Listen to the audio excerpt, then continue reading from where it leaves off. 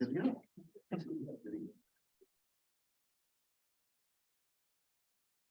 morning. The December 14, 2022 meeting of the Abandoned and Discontinued Roads Commission will come to order. We'll have a roll call. Good morning. I know that a few of our commission members are in the waiting room, and in order to see their presence, I think instead of muting and unmuting, I think if you raise your hand to show that you're here, I think that is sufficient.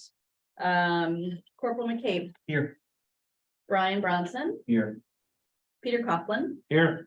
I am Vivian McHale and I'm here. Rebecca Graham is here by Zoom. Just saw her. Hi, Rebecca. Can you just raise your hand to show them that you're here?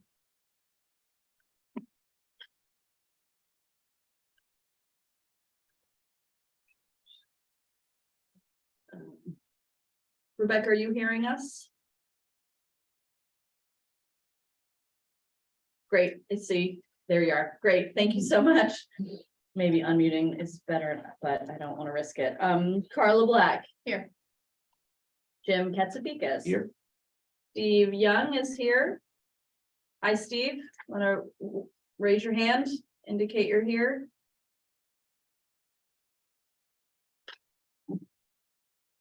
All right.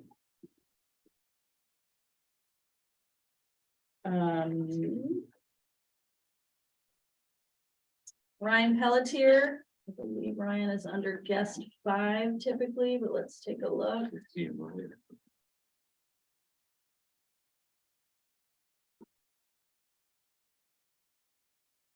Hi, Ryan. Thank you. John Monk. Here. Roberta Manter. Here. Kathy Netto. Present. Great, thank you. Very good. And although we've just done the roll call, for those who are going to be testifying today or here to witness what's going on, we'll do just a brief introduction of the members of this commission. My name is Jim Katsabikas. I'm an attorney from Portland, working with the firm Perkins Thompson and chairing this commission. To my left. Hi, I'm Pete Coughlin. I'm with DOT. I've been there for 45 years. And while I do a lot of training and technical assistance to municipalities, I'm also in charge of the public road inventory in the state. So every town, I have their records of what's public, and I work closely with the 911 office because they handle public and private roads. So I am here on behalf of local roads. Good morning. My name is Vivian McHale. I'm Deputy Attorney General for Special Projects to Attorney General Aaron Fry, and I'm his designee to this commission. I'm Roberta Manter. I'm the founder of Maine Roadways, which is an acronym for Residents and Owners on Abandoned and Discontinued Ways. We try to help people all across the state who have issues with these roads, whether it's a matter of access or maintenance or conflicts between landowners or whatever. We try to give them a place to commiserate with each other and try to find solutions. We've been working for legislation for a number of years and making small progress, and we have high hopes that this commission will be able to make bigger progress. So my name is Catherine Nadeau. I introduced the bill for the abandoned roads and discontinued roads when I was a legislator. I'm termed out now. Yeah, that's about it. We will make it better. You have a place to start. We had a place to start getting it. I am not the bad guy. Your husband. I thought it was a good guy. But If you okay. got him laughing, that's a good start. That's a good start. Okay. All right. That's it. That's it. I'm done. Before I get in more trouble, right? But by the way, for the record, if I can jump back in here, yes, you introduced the bill to revise the abandonment statute, which is a great start. Yeah. It was actually a bill my husband introduced that ended up getting, it was going to get canned, and Representative Will Chewell suggested putting in this commission instead, so that something would get done. Yes. Good morning, I'm Carla Black, I'm the Deputy Executive Director at Maine Woodland Owners. I'm here representing small woodland owners. I'm John Monk, and I'm here to represent ATV and snowmobile clubs' interests in off-road and abandoned discontinued roads. I'm Brian Bronson. I work for the Bureau of Parks and Lands at the Department of Agriculture. I am supervisor at the off-road vehicle division, which deals with primarily ATVs and snowmobile trail use. Game Warden Corporal Kristen Cave from the Maine Warden Service. We're representing inland fisheries and wildlife. Appointed by the commission. And online, We'll start with Ryan. I'll unmute you. Bear with me. Good morning, Ryan Pelletier. I'm the county administrator in Aroostook County, and I'm here representing the Maine County Commissioners Association. Thanks, Ryan.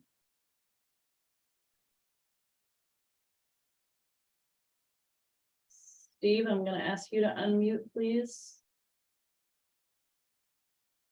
Yes, hi, my name is Steve Young. I'm a wildlife biologist and I'm representing our 501c3, the Upper St. John River Organization.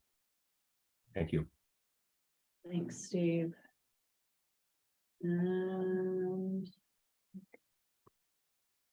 Rebecca, give me one moment to get to you on the list. We do have several members of the public also viewing through the waiting room.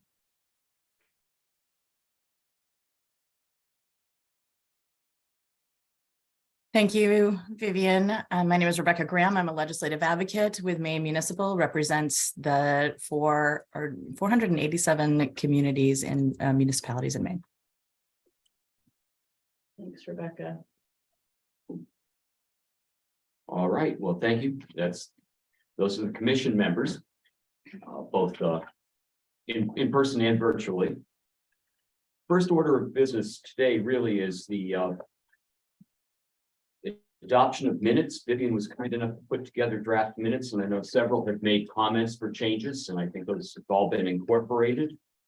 Has everyone had a chance to take a look at those? All the commission members? Is there a motion for approval of the minutes? So move. I'll second it.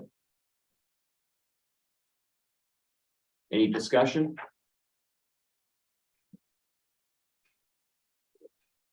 All in favor, and we'll have to do a roll call vote because we have a hybrid meeting. Corporal McCabe, Yes. Brian, Yes. Pete, Yes, sir. Yes, Steve Yes. votes yes. I vote yes. Vivian votes yes. Rebecca. I think what I'm gonna do is leave the commission members unmuted who are on Zoom. Thanks for being patient while I sort this out. Rebecca, Thank you. Yes. Carla. Yes.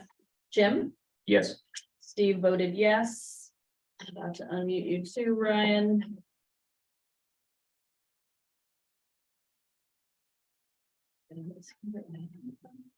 Yes.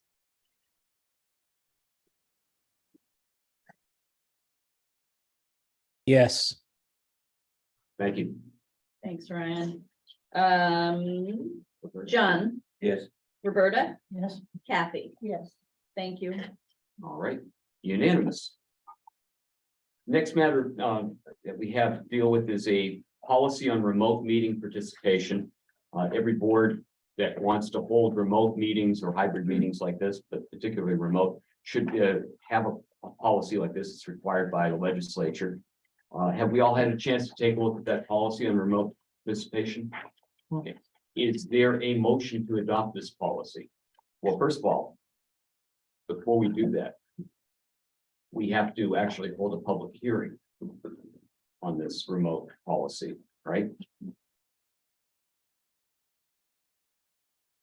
We did post the, in the meeting notice that we circulated to the best of our ability for today's meeting. We did note that the commission would be considering this policy and did post the text of it. At our first couple of meetings, we had it's brief but substantive discussion about this.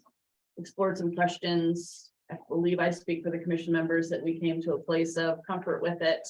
But as Jim said, we're raising it here at the public hearing to close that loop. Let's see if there's any comment from the public on our remote participation meeting. Yes, if you could please state your name and. I'm David Manta, Mhm. and I'm kind of aware of what's been going on with the committee, but I've also had the time to take and review this. And it seems to be that it's about as legitimate and responsible a way of addressing the opportunity for people to be able to participate. Thank you. Any other public comment on the proposed remote participation policy? I don't think there are any hands.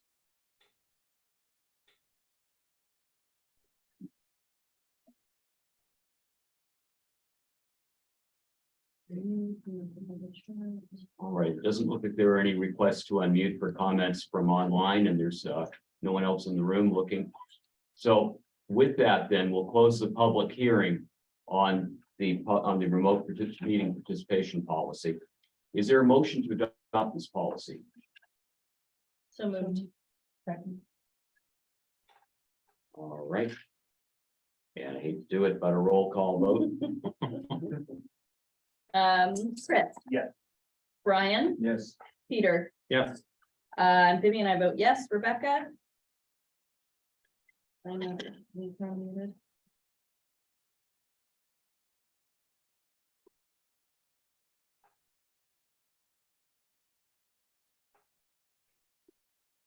Rebecca, that should do it. Yes. Thank you. Thank you. Carla? Yes. Jim? Yes. Steve? Well, I left you unmuted. This is why everyone will be so excited when we have a paralegal to run this. And Yes. Ryan?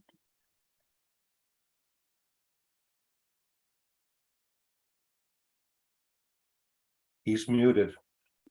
I'm not sure why that keeps defaulting, but I'm getting back to it.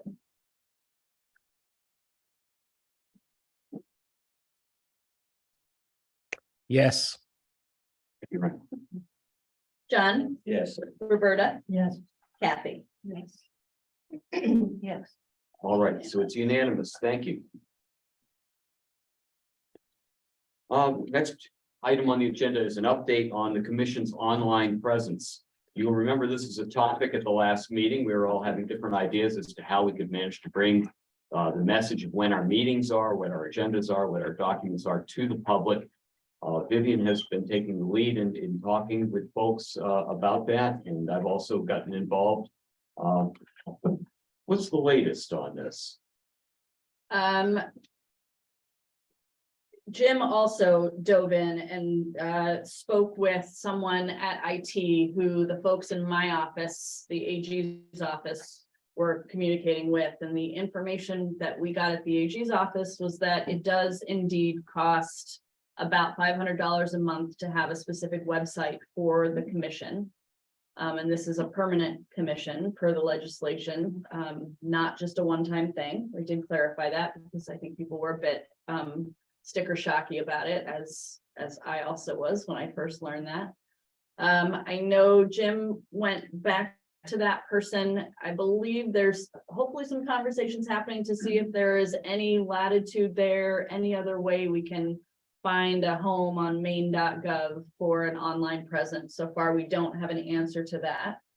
I thank all of you who posted it in your groups, websites, newsletters, that sort of thing. It's clearly worked because we got a decent amount of input and your presence here today, but obviously that's it's not ideal. So I don't have a specific answer to that, but we are working on it. With respect to the YouTube channel, because that would also be a more ideal way for folks to tune in if they just want to watch. It would be a great place for our past meeting recordings to live in a permanent way as legislative committees manage their business. I finally got the elusive verify your website postcard in the mail, as they said. I'm finding it problematic in ways that I won't bore you with, because the way we had to title ourselves, given the already used names and the minimum and the maximum number of characters, it's not intuitive. When I search, it doesn't come up unless you really know to be looking for it. So I'm working on that. I did get I should back up. In terms of notice for the meeting today, I did speak with the folks at the KJ and that group of papers. It costs upwards of anywhere between $500 to thousands of dollars to post a substantive notice for a public meeting, which was news to me. For some reason, I thought those things got posted as a matter of necessity, but that's not the case at all. And given that we had a lot to cover in this public notice, in particular for this meeting, it would have cost about $1,300 to run it for 3 days. We don't have a budget. We have a one-time nominal budget of $500 for the life of this, and unless the legislature reconsiders it at some point. So as you know, we did the very best we could to make meaningful notice. It has come to my attention that MPBN has a community calendar event submission. I will certainly make a point to post that for our next meeting in January. And assuming that we're not gonna get our Christmas wish of a website that doesn't cost $500 a month. So it's an ongoing conversation. Jim and I are both working on it. And I will continue to keep you posted and ask you all to get notice out to folks as you know they're interested, and ask them to tell their friends as well. We have spoken, I have spoken with the program manager for the Office of Information Technology. He said that he was going to take it to his supervisors and see if there was some way that could be provided for. If in the end, the situation is we have to pay $500 per month, then I'll be writing a letter to the legislative committee jurisdiction on this, and also to the folks who have been sponsoring these bills in the past, to see if they have any interest in finding the money that this commission can have a website. That would seem to be where it belongs. There is a standing committee for the Freedom of Access Act, Right to Know law, which the legislature created, and they meet regularly. They have a space, an actual page, a landing page in maine.gov. And from there, you go to the legislature's website and you can find their meeting notices, minutes of past meetings, and important documents that they've created. And and that's all we're asking for. The same kind of treatment as the legislature has given to other standing committees. So that'll be the next request if we can't get something from the program manager of the Office of Information Technology. Any questions or comments or thoughts on that?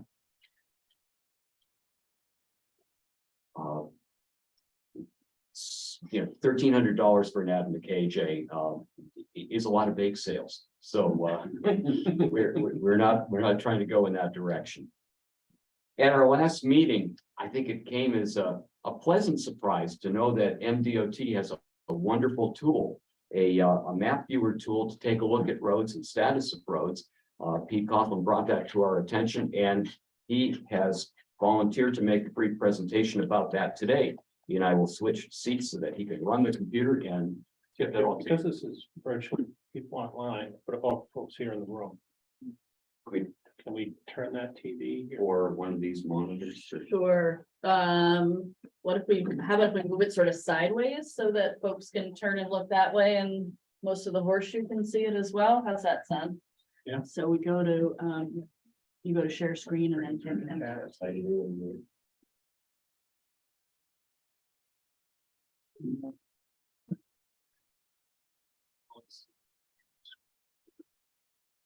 What, you got enough cord? I hope so.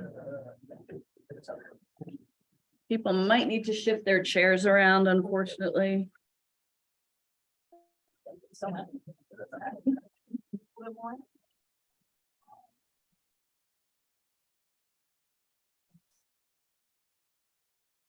very slowly so as to not disconnect.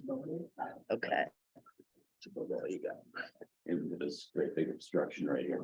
yeah, no, this is like the cheap seats, sorry. Pull it that way, will they see it easier? It won't go that way. It won't move. How long do you think you're gonna speak, Pete, in case folks want the option of just standing to watch and? 15 max. Actually, if we move this forward, Yeah. I think enough of us can see. Can we? Oh, move it up that way. Good thinking. Whoops, sorry. I got it. If this table moves out of the way, left. That's right. Yeah, I'm wondering about that. Actually, it looks like it'll slide forward. Perfect. That way, everybody can get a look. Oh, there's a, how many lawyers does it take, Joe? Oh, I know. There. I'm waiting. I'm waiting.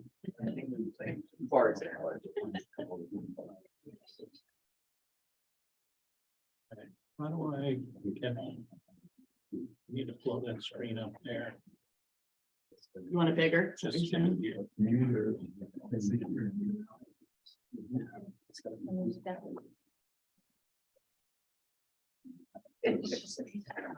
Yeah, troublemaker. I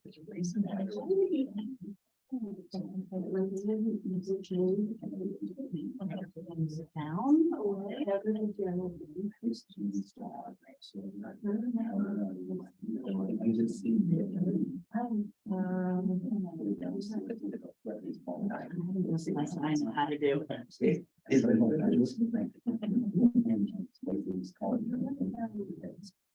Okay, so I'm going to show you a tool here that DOT built probably 10, 15 years ago. And it holds lots and lots of information, and I'm not going to go through most of it. I'm just going to show you what exists here. And because I get calls every day from people or towns want to know if a road is public or private. And this is a good place to look. This is not a definitive answer to the legal status of roads. At DOT, we have to be responsible for not only the state system, which this is not about, this is about the local road system.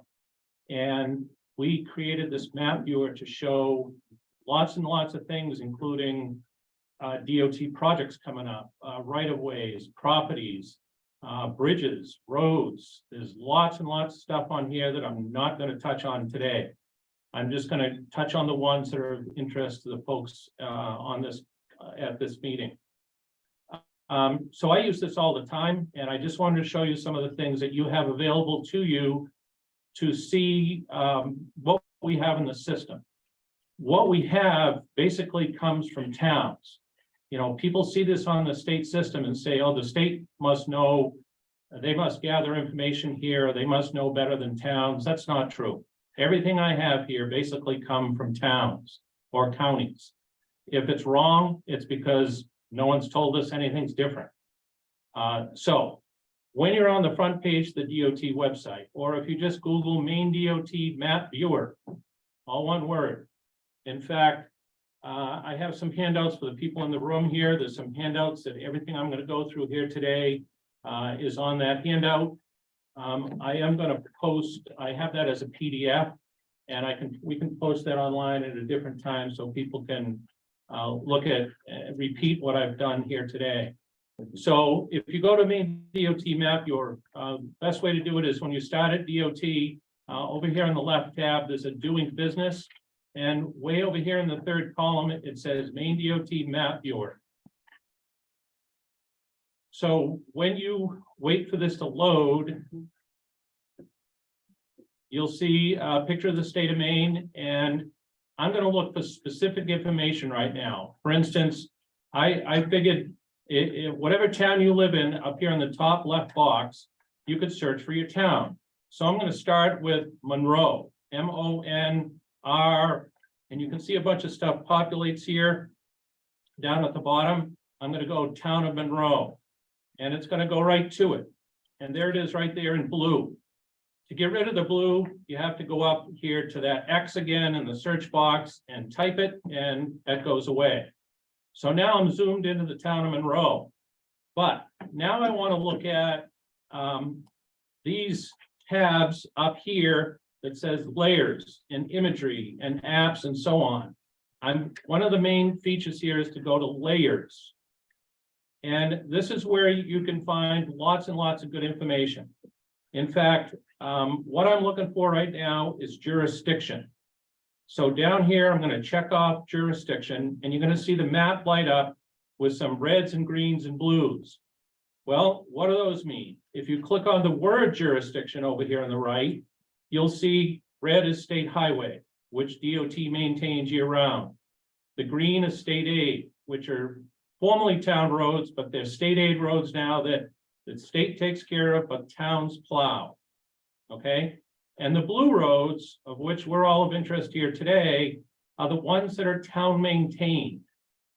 Okay, if they're just seasonally maintained, either summer or winter, you can see down here in the color code that if it's kind of an orange yellowy, it's summer only. And you can see a couple of them up here. There's one right there. There's one up in here. There's one over here. That's because the town has told us they only maintain that orange section in the summer. There are some towns, especially up certain parts of the state, they only maintain in the winter. They only plow, but they don't do anything else. Those are kind of a purplish color here. So that's important to look at those color codes. Now, I do want to say that some people look at this map and say, okay, the blue says town way. I'm having that label changed because that implies that it is a legal town way, which it probably is. But we're talking about two different things here. We're talking about what a town maintains and what is the legal status of the road. All we're interested in per statute is what does a town maintain? So we're going to change this label so it says town maintained ways. Because I don't want people to think, well, when you see a blue road on here that says town way, then it's legally a town way. It probably is because that's why the town is maintaining it. But this is not about telling the legal status of a road or public easement or a town way. It's just when I go out and do town inventories, I did 2 last week in a couple towns east of here. I sit down with the selectman or the road commissioner. I say, what do you maintain? And I go through every road from A to Z. Okay, you go from here to here, correct? Year round? Yes. Check. We verify it on here. And I always come back with changes. And so that's what ends up in the system here.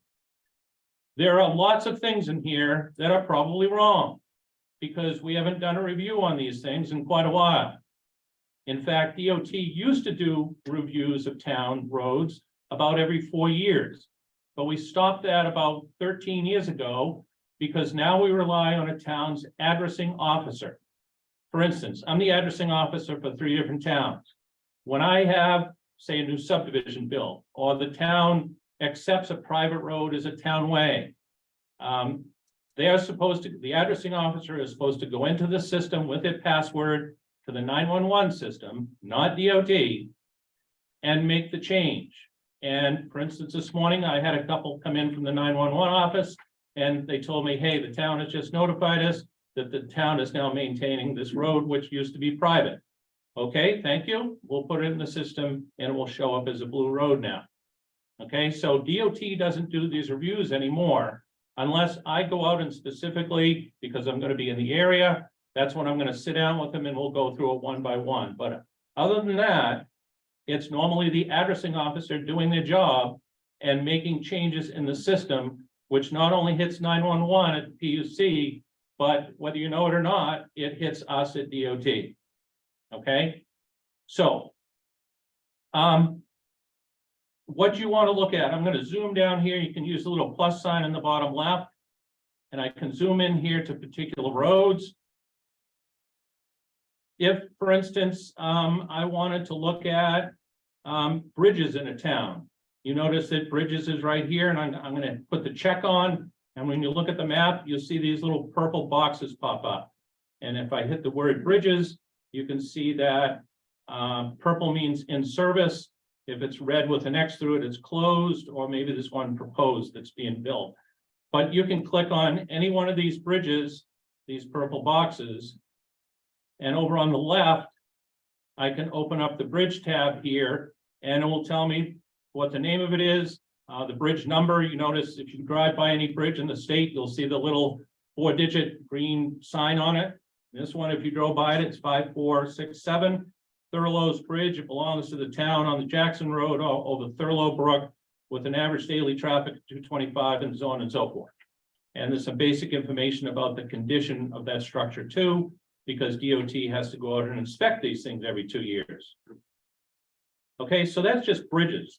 When it comes to, well, let me show you one other thing up here under right-of-way. This is where a lot of people here might find a lot of interest in right-of-ways of roads. We're talking, how wide is the public easement or the public way here? In fact, I ask a lot of towns when I go to meet them, do you have a list of all your town roads from A to Z and what their legal right-of-way widths are? And some say yes, and others say, nope, don't have that at all. That's a good thing to have for a lot of reasons, but this might be a help to start a town determine that.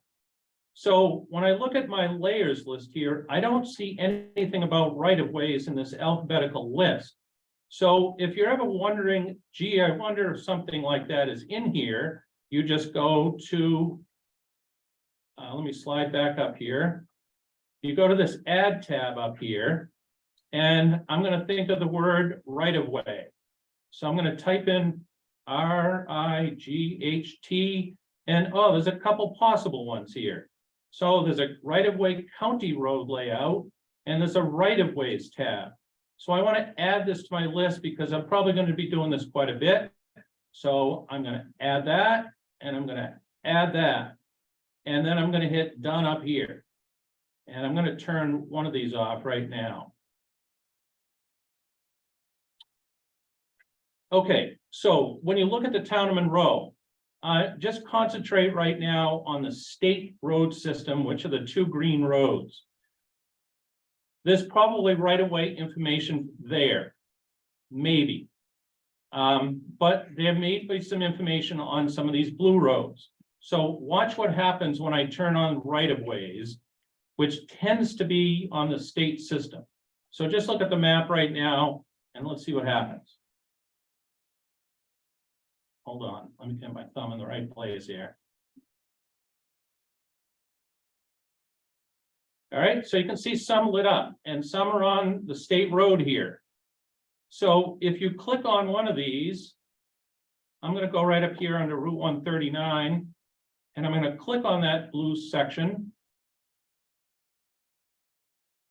And over on the left, it says right-of-ways, and I can click on that, and I can see here that there's a plan. It was used, it's State Aid 1 in 1957. There was a project out there, and I can actually see the plans for this. If I go over to this little wrench, I can hit the drop down and I can view the property plan. So now the plans from 1957 are going to come up. If I hit the right one, like right here, I'm going to hit view. And there you can, I can zoom into this if I wanted to. By doing this. And somewhere in here, I can probably see right of way. For those of you that aren't quite used to looking at plans like this, I can tell you that if I get this. So over here on the right side, let me blow that up a little bit. I can see over here, it says 33 and 33 over here in the far right. That tells me that's a 4-rod road. It's 66 feet. So just for those of you that aren't familiar with that, a rod is 16.5 feet. So 4 is 66. I got all kinds of stuff going on here. All right, so that might tell you something, but then again, these are 1957 plans. It may still exist that way, but something may have changed in the meantime. But this might be a good place to go back and look and see some of this old right-of-way information. Now that's on. Uh-oh. What did I do?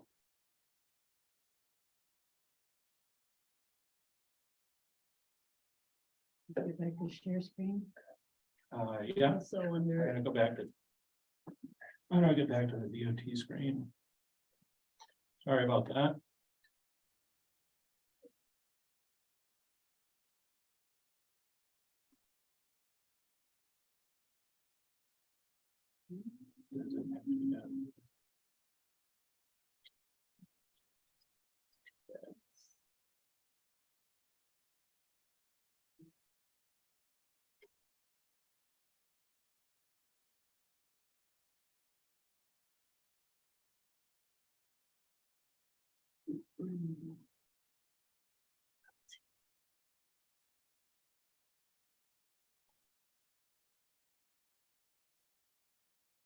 Hold on, technology. Did you get post on the DOT website? Go back. This.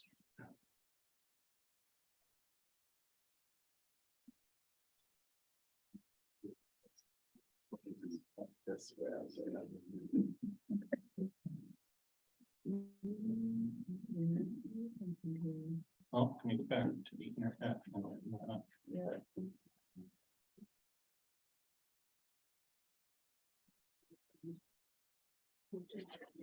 Right, so I'm just gonna back to where we.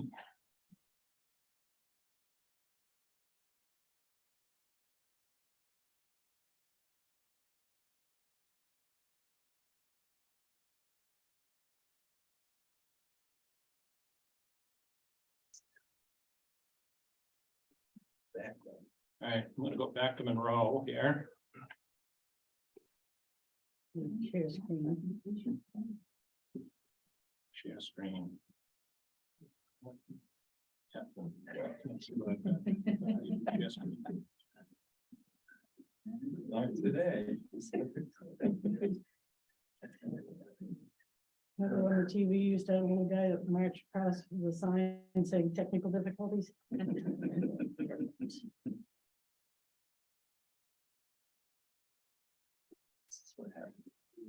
There we go. Can you see that now? Yep. All right, let me go back to Monroe here. While we're in Monroe, Yeah, are private roads also part of this inventory, or is it only yes. public ways? Okay. So this map viewer combines what DOT has in the system along with all the data from 911, which includes private. DOT doesn't care about private because all we care about is what's maintained, which are public, probably. But the private ones are on here too. In fact, if I zoom down here, you'll probably see a few. For instance, right over here, see there's no color. This tells me that the town has told us they maintain in blue up to that point, and beyond that, it's private. If it's this road over here that goes up Plummer Hill and eventually comes up Stovepipe Alley, that tells me it's all non-maintained. Again, I don't want to say the legal status, public or private. It probably is private because it doesn't show up, but if it's in blue, it's maintained. That's the key, which means it's probably public. If you click on a private road, does it give you any information? or No. it Gives you the name of the road. and It's that's just the about it. name of the road, and that's it. And when you This- say private road, it also could be a public easement that the town doesn't make. Correct. So Stovepipe Alley here tells me that that data and that line work comes from 911 system. So this map viewer combines both DOT and 911 data. Okay. So let's go back down to the right of way stuff. I gotta go back and add that. GHT.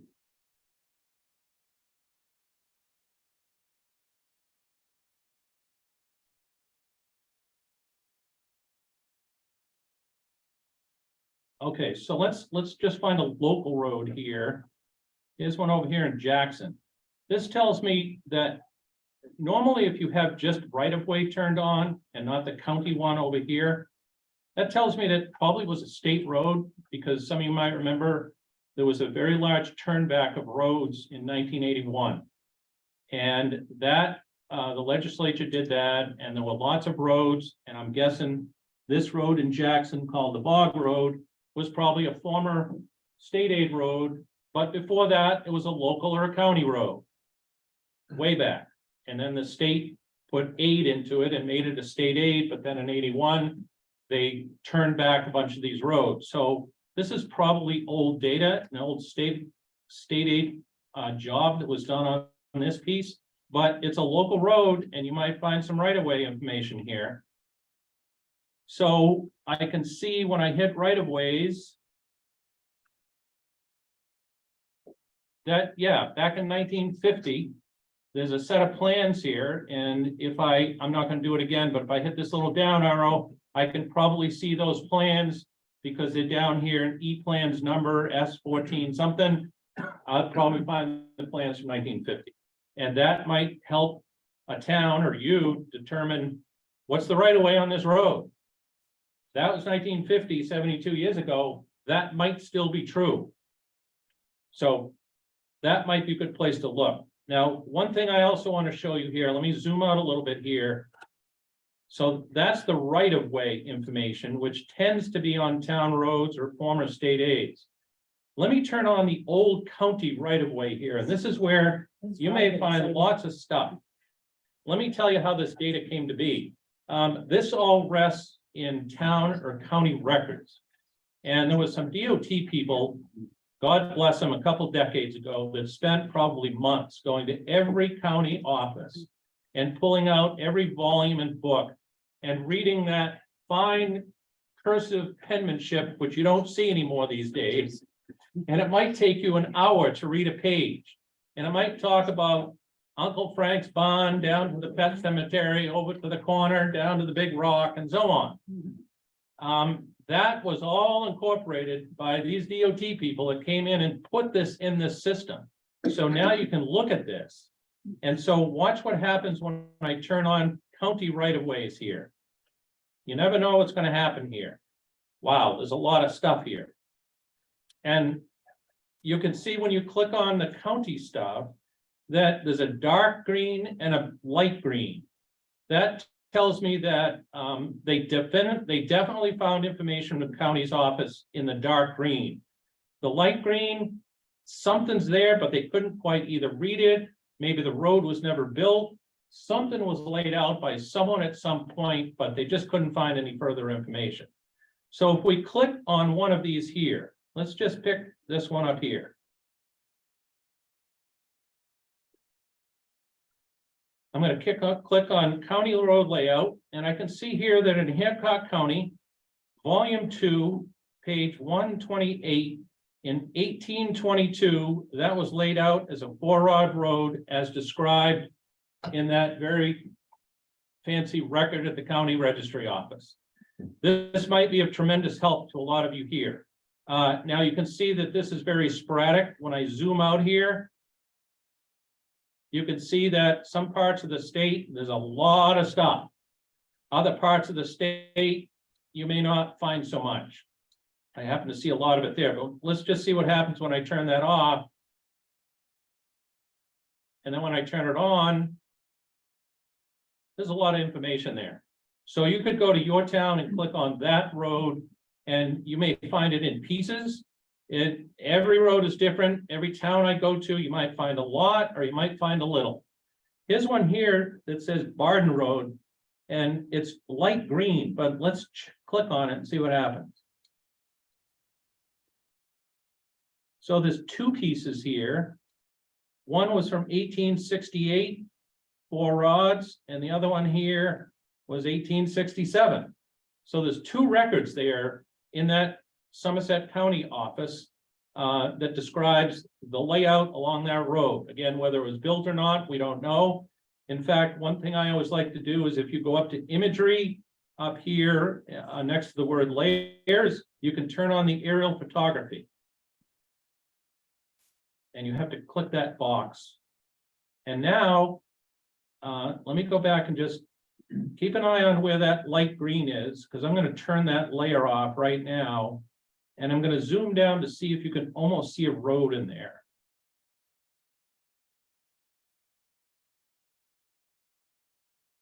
All right, let me go back and turn that on. Yeah, so you can see. You can see that when you come up from the bottom left, you can see the road comes up and then kind of kicks to the right, straightens out a little bit, and then kicks to the left again. But when you look at the old layout, see, there's a line in between. Something was described there. It doesn't look like it was ever built. Who knows what happened there, but this bottom line is that there's some information there, which you might find very helpful. Okay, How old would those aerials be, or how current? good question. They may be several years old.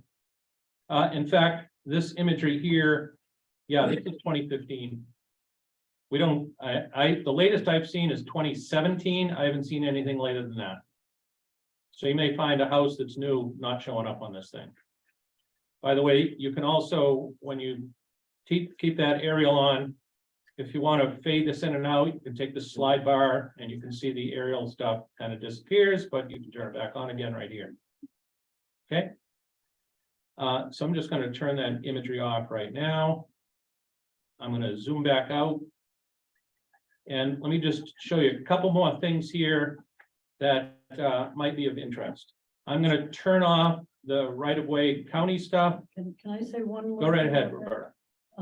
If you click on a county road or a former county road, and you get that box on the left with the code numbers on it, if the code number has a D on the end, that means that road is discontinued by the county. Oh, okay. And then in order to know what that means, you have to take that code number and you can send it to Kyle McLagan at the DOT and ask him for that book and page number.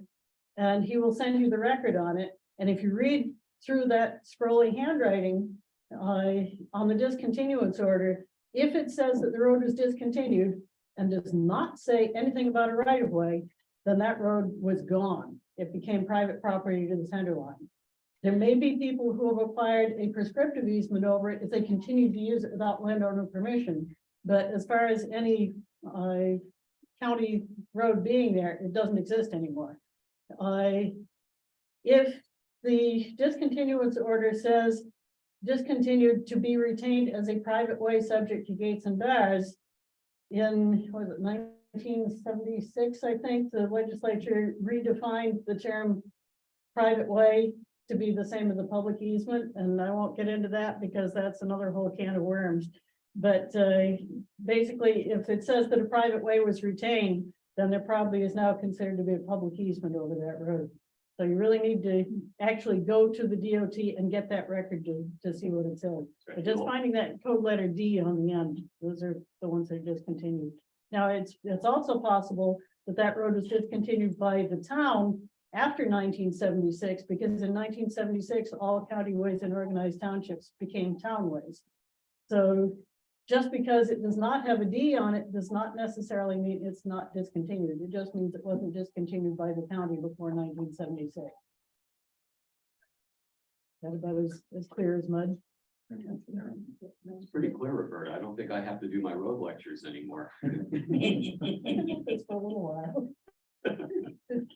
All right, let me just show you a couple other things here that might be of interest. So traffic volumes, speed limits are all on here. And for instance, all I have is jurisdiction turned on here to show the state highways, state aid, and town maintained roads. So as most people should know, that all speed limits in the state of Maine, whether they're on state roads, town roads, are set by a request from the town. DOT sets those with the state police, and the letter gets sent to the town, and the town posts the road. There's a lot of town roads in Maine that do not have any speed limits on them. But if you turn on speed limit up here, let's see what lights up. Well, when you look at Solon, notice all this in the middle. There are no legal speed limits on all those roads out there. No one ever asked for anything there. I can click on one of these roads and it will actually tell me what the speed limit is. And a speed limit is a zone starting at a beginning, a point, and then this describes to me right here that it's 50 miles an hour. for a distance of 8 miles. So that, you can see speed limits. Another thing is if you wanted to see the traffic volume on a road, DOT collects traffic data, those tubes in the road that you see, but those really are only on state roads. But if you turn it on here, AADT, which is annual average daily traffic, you can see that, well, let me just show you the color code here. Green is very low. And as you go up through the spectrum, it becomes very high. So if you go down toward the interstate, you're going to see there's lots more volume there. So traffic counts can actually be seen on here. So I could spend a lot more time on here. One other interesting thing, if you're interested in where all the crashes occur in Maine on certain roads, this will scare the heck out of you. So here I just turned on, I'm looking at Skowhegan here. Let's go over to Canaan. This is crashes. So all the crashes that get reported in the state by police officers and accident reports are showing up right here. Just let me turn this off. And then turn it back on again to show you over a 10-year period, all the crashes that occur, and you can see all the types in the color code here. So whether it was a deer, a rear ender, or someone rolled over, whatever, I can click on each one of these things and it will tell me the actual date and what occurred. This doesn't have any person's information on it. It's a number. This happened on July 20th, 21 on a Tuesday at 4:01, and it was dark out and someone went off the road. So all that data, it can be shown on here too. And I could spend the next hour showing you all kinds of cool stuff on here, but lastly, if you wanted to make a picture of, let me see if I can move this.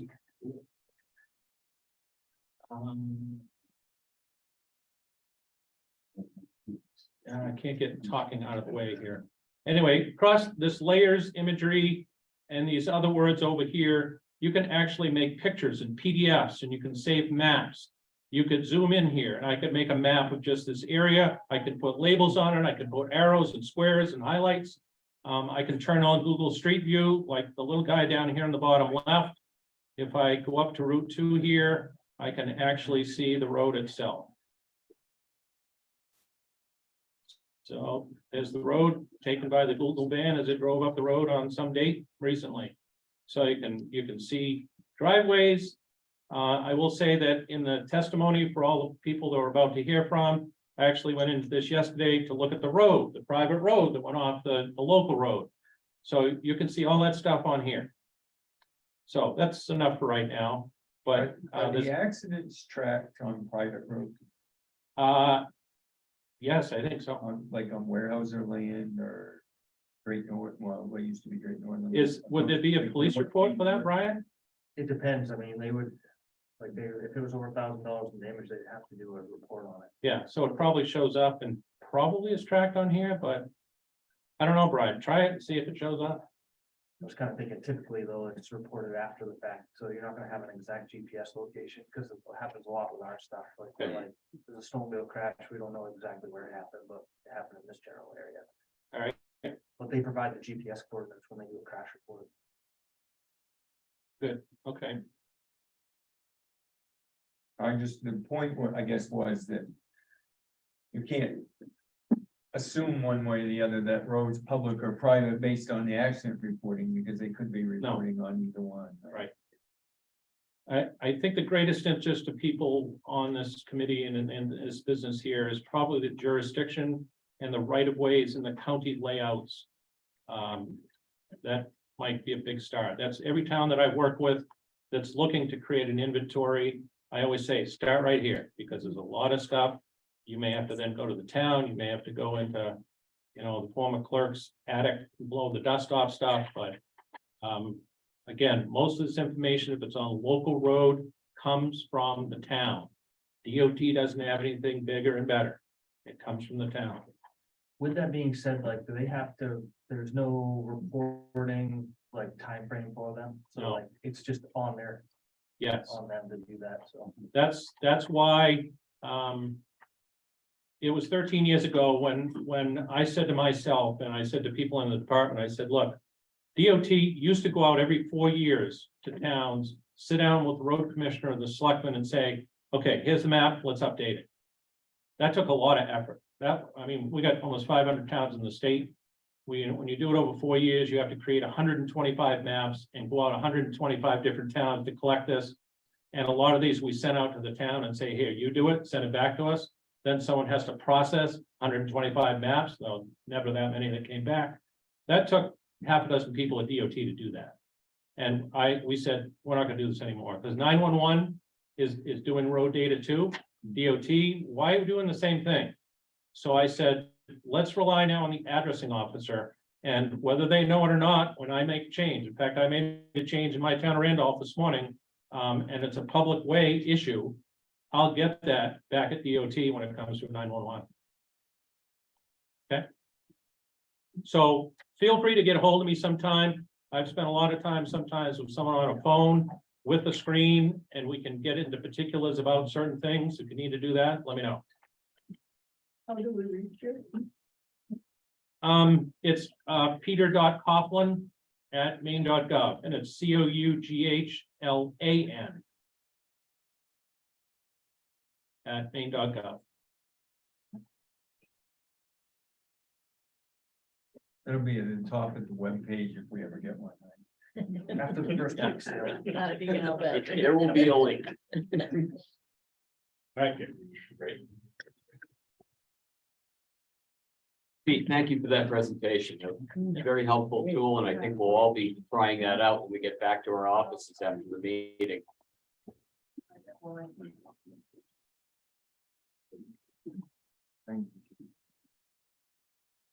The next item on our agenda is a public hearing with regard to what's really at the heart of what our duties are.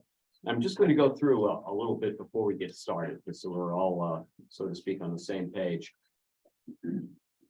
The commission is supposed to consider 4 topics. The first is public owner liability, including personal injury, property damage, and environmental damage resulting from public use of an abandoned or discontinued road. The second item, the second topic, is public easement retention over an abandoned or discontinued road, including the scope of permitted and actual public use. The third is the statutory terminology related to abandoned or discontinued roads. And the fourth is the statutory process for abandonment or discontinuation of a road, including barriers to determining legal status of a road. So those are 4 things this commission is supposed to consider. For matters that are related to abandoned and discontinued roads, other than those 4 topics, we're supposed to prioritize for our consideration which matters have a significant negative effect qualitatively or quantitatively on owners of property that abuts an abandoned or discontinued roads, owners of property accessible only by traveling over an abandoned or discontinued road, recreational users of an abandoned or discontinued road, members of the public, municipal, county, or state governments, and the physical integrity of an abandoned or discontinued road and surrounding land. Looking at those areas that we've been charged with considering, and then looking at these other issues, we're supposed to develop recommendations on ways to address matters considered by the commission, including recommendations for statutory changes, review legislation as it may come up, and perhaps to suggest legislation.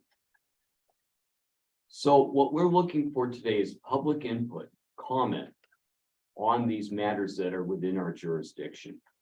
We're looking for, comment on the matters, the areas we're supposed to discuss. We're also looking for some input on prioritizing these, which are the most important issues that we need to address. And then recommendations perhaps on how we might address those matters. So what we'd like you to do is submit your comments. You can make them in person today. Some of you have submitted those in writing. We don't mind hearing from you twice, but we do ask when we hear from you is please limit your comments to 3 minutes. We want everybody to have an opportunity to speak. We'd like you to be concise. We'd like you to not be repetitive, but certainly we want to hear from you. We want to hear from you about the topics, about how you think they should be prioritized, about how we might address those who might recommend to the legislature that they be addressed. With that, Vivian, have I left anything out? No, I will, slide to you a timer so you can indicate to folks when Thank you. they're nearing your 3-minute time. Fantastic. I didn't bring my egg timer today, so. Great, and I understand with everyone's indulgence, if we could have one person go first because of time constraints, Mr. David Manter, I believe, could speak and I will open our hearing. Have me go. From here, we don't need the microphone. I am David Manter. As I put it, I exist in the town of Fayette. For a number of reasons, but my basic problem is, for example, I was told by the courts in the state on behalf of the town of Fayette that I have an open, unfettered public right to access my property because I'm on a public easement. However, would you kindly come down and plow the road out for me so I can use my public right? You're not gonna do it. You're gonna refuse it. You're gonna tell me I have to take care of it. And by the way, I have 4 other people who have residential houses on the road. I gotta take one of them into the hospital tomorrow to have her knee operated on. I've gotta take another one left and went out to visit his family for the holidays, so he's gone. I've got another, plus there's another fellow who lives down the road, another road, and at the beginning of mine, and I'll plow him out because he's got Parkinson's disease and he can't do it, all right? And that's another public easement. If the public wants to have these roads, if it wants to tell people, you can build on it. They permitted the other 4 people that were on my road. They even permitted the fellow down the way. And what do? They tell them, oh, but we ain't never gonna take care of that road. Well, why did you allow those houses in there? Is it so you could mine money off of the road and not be responsible for it? Our constitutions, both the US and the state, forbid that. And in Jordan versus Canton, they specifically said you cannot have a public road without public maintenance because it refuses access to those people's properties. They did also mention that, yes, due process needs to be in there. And to make a quick comment on that. It cost the town $70,000 to fight me in court to try and get what it wanted. I didn't have $70,000 to fight it. We put that in sweat and bother, and things weren't as easy then as computerized today. It's not just. It may be due, but it ain't just. If you're gonna have people be able to come up and address these things, you might have to be able to tell them, yes, we'll afford you that money. If you lose, you might have to pay it back. But this idea about attorneys no more, no insult intended, but a lot of times attorneys don't have the time to look everything up, as you probably well know. This is a complicated issue. And because of that, take people like my wife and allotment, she actually knows better than I do. But we know how much this is a problem. People need to have towns keep records. If you have a town office change over when the selectmen all quit and leave, the next selectmen come in, they don't even see a map on the wall that shows them where their roads are. We're at a little over 3 minutes, if you could wrap up. Yeah, this is the kind of thing that happens. They need to have records that are in a solid place and a good map. That's a starting point. Thank you, Mr. Mayor. Yep. Thank you very much. By the way, I thought that was 3 days. I think you probably could. Thank you. Thank you. Who'd like to speak next? If you could just raise your hand. Okay, and I'd like to speak on touching on what Mr. Mancher said about records. your name is, please, My name is Jennifer Gray. and what town are you from? I am from Whitefield. Thank you. Many of our towns do not have records, so you go in, we are involved in a very hostile dispute about a discontinued county road in the town of Whitefield. turned over to the town of Whitefield, but the town of Whitefield never did anything with it. So historically, it has been used by the public for generations. Then we have a new owner who moves in, I think, 2017, 2018, who decides to gate it. So property owners, he's in the middle. There are accesses from both ends, but there's no longer allowed through traffic. I own property on south of him and north of him, but can no longer go through, have to take the detour down the road, on the town road, on the state road, back down around to get to our property. So we're involved in a legal battle. We're involved in a town battle. I've been fighting for the town. I did a citizens initiative because it's been such a public use, not just for, traversing from north end of town to south end of town, but for people to access Weary Pond, to go ice fishing, to go fishing. The Whitefield Snowmobile Club used it since 1972. They have now been denied access and have lost the trail.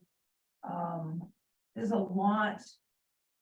And the town does this. We don't want to hear this. This is a civil matter.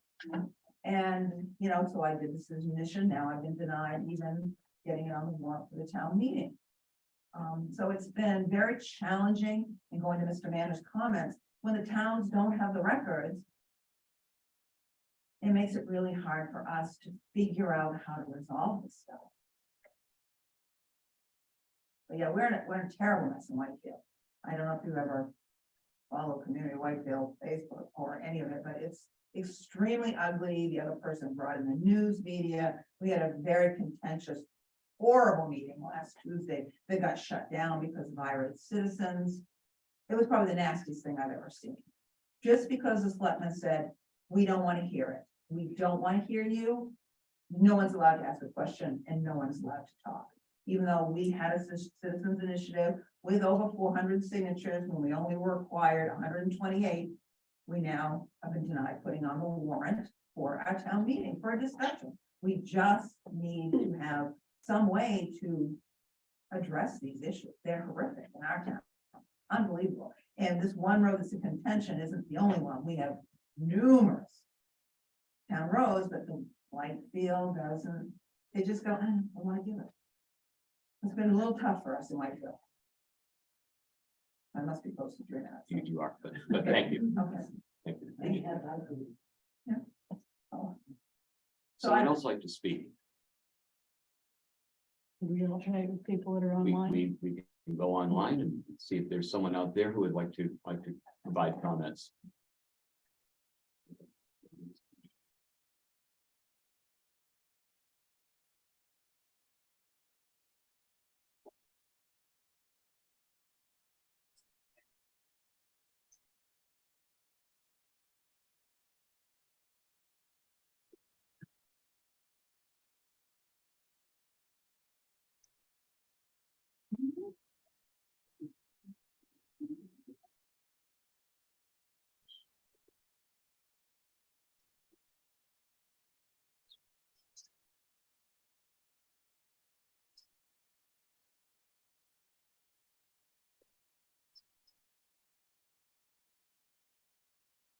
We could hear from John Rasmussen, please. It's a matter of record. Do we have a sign? No, we talked about that. We don't, but I can easily grab a sheet of paper and we, I'm just but asking. yeah, I am keeping notes of who's speaking and what town they are, but if you want to go ahead and do that, Brian, that certainly can't hurt. Thank you. Yeah, Brian.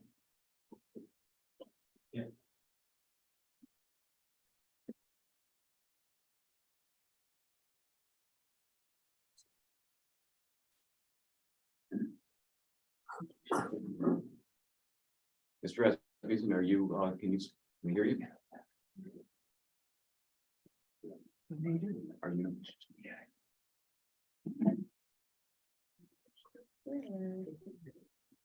Be able to speak? There we are. There we go. Thank you.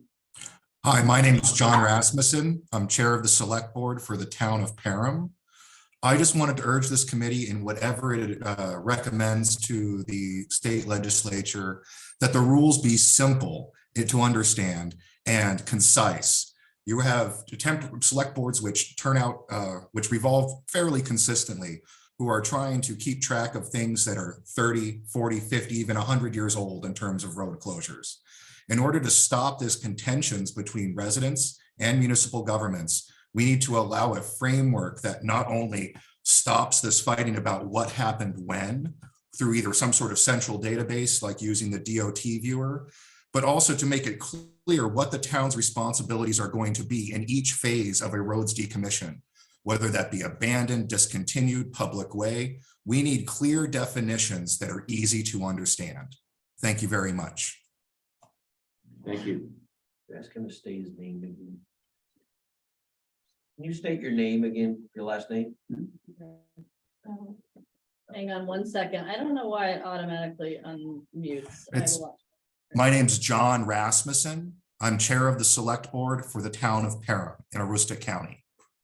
Thank you. Thank you.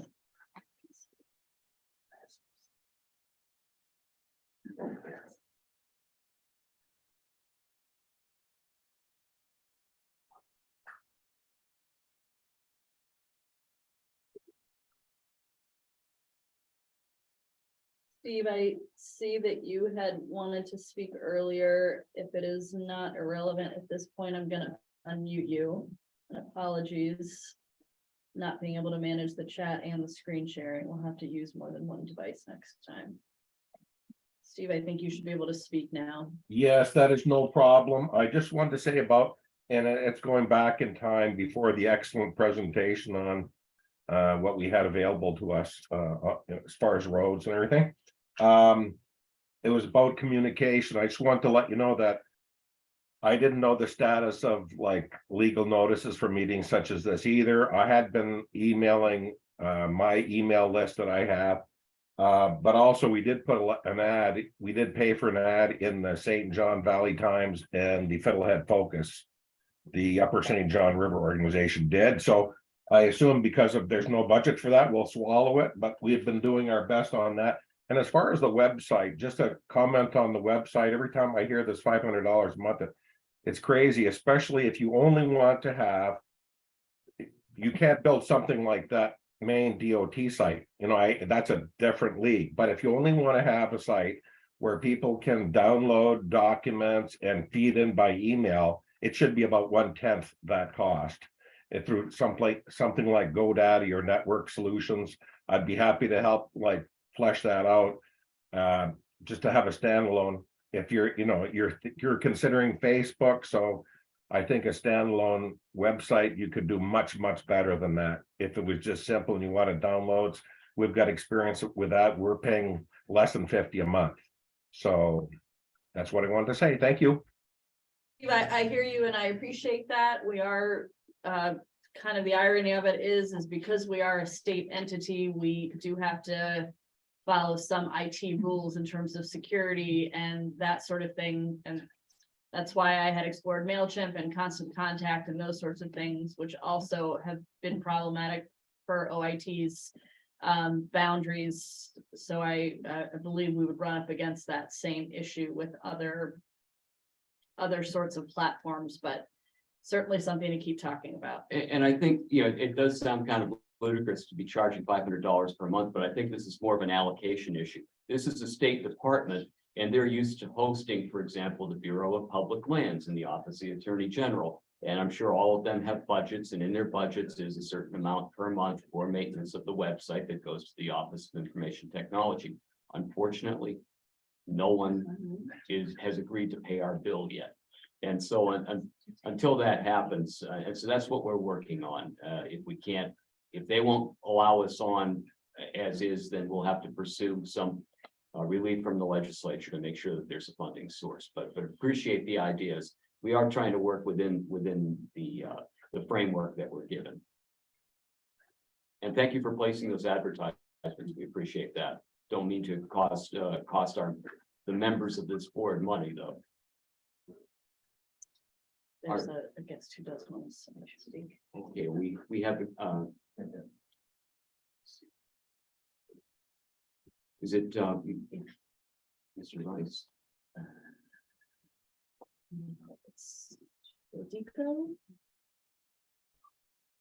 Yes. Mr. Yes, please go right ahead. Please introduce yourselves. My name is Yadiko Mizak and he's my fiance. Timothy Johns, and we live in on Rover Road in East Dixfield or Dixfields. Okay, thank you. Go right ahead. Well, we moved here. We closed on this house around November 4th of last year. And we were told by the realtor it's a private road and they just put a gate at the front of the road. And there's no lock on it. It will be okay. Everybody is friendly on the road. You can go up and down. Well, we have encountered nothing but problems since. We had issues with neighbors trying to block us. I'm kind of jumping around because all these things pop in my head, but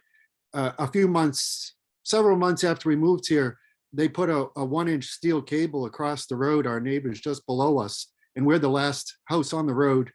Mention our house was built in 1847 and is the oldest house on the road. And my fiance got hurt trying to unlock it. And we had a problem with the ambulance trying to come up. We also got harassed by the neighbor below us because of the road. It got so bad we had to go to the court and get a protection from harassment. And we got the protection because they were so bad. And it was because of the road. And we, to this day, they won't let us do anything on the road. No one cooperates. They all seem to sabotage each other because they don't want, one excuse I got was they don't want the road too nice to have people come up here and sell off the lots. So it's kind of confusing. Even the gate that was put at the beginning of the road was put on a bridge that the federal government did for a grant to save the fishes, but one of the persons that signed off on it he couldn't sign off on it because he doesn't own the land next to it. And then they're trying to tell us our address the town has is 105 Rover Road. We are not on Rover Road. Even the town said, you better get a property survey. We don't know. And I even went to, and this is not complaining about the DOT map viewer. I did go on there and it shows Rover Road ends right at our house, which I know what Peter Coughlin said that it's based on the information from the town. I actually emailed somebody on the website and they said it's based off the town information, but the town is telling us otherwise, that we don't, and that we should get an attorney. Fortunately, or unfortunately, my fiance got hurt and we couldn't really afford to pay for an attorney, and our title insurance actually covered it only because we got hurt. So it's in litigation right now. And this road over the years, it used to be called Severy Hill Road, and it's been split now 3 times. Our part of it is supposedly discontinued before 58, which reverts back to the owners. And then another part, which they say we're on, is it was discontinued in 65, and it's a private way, but the town doesn't maintain it. But no one can tell us where we are on the road, which road, but our address is Rover Road. And we have proof of historical use as well. Yes. So. And we are actually friendly with one of the owners that bought the house in 1939, 1940. The father is not alive, but his son who lives down the street and can contest to the use of the road. And matter of fact, the bottom of the road. Oh, I'm sorry. We're beyond the 3 minutes, but if I'm you sorry. No, if you could just wrap that up. I don't want to cut you off, but just quickly wrap that up. Well, basically, it was never a private road. They made it private road somehow, the new owners. We have historical use we can prove, but they still try to block because that's how they pleased. And it's been nothing but nightmare, especially for me, because I got hurt because of them. Sorry to hear about that. Thank you for your comments. Thank you for your time.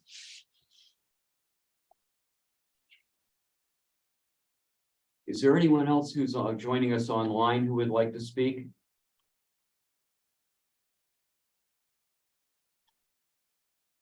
Maybe drop a note in the chat. Don't think I missed anyone who says. Is there anyone else here? Nice to speak. Up there.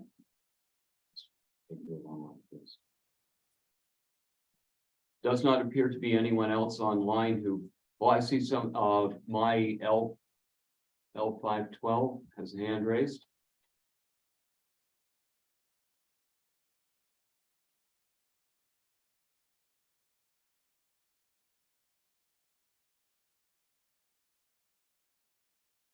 There we go. All right, if you could please introduce yourself. Good morning. Greetings to the commissioners and to the attendees that are on this. I'm representing the Abbott Explorers ATV Club. Okay, your And- name is, Pardon? your name is, My name is Larry Daggett. I'm the trail master for the Abbott Explorers ATV Club. And we are located in Abbott, Maine in Piscataquis County. And we are responsible for approximately 59 miles of ATV trail system, which encompasses the towns of Abbott, Guilford, Blanchard, Monson, and sections of Kingsbury, Maine. Some of these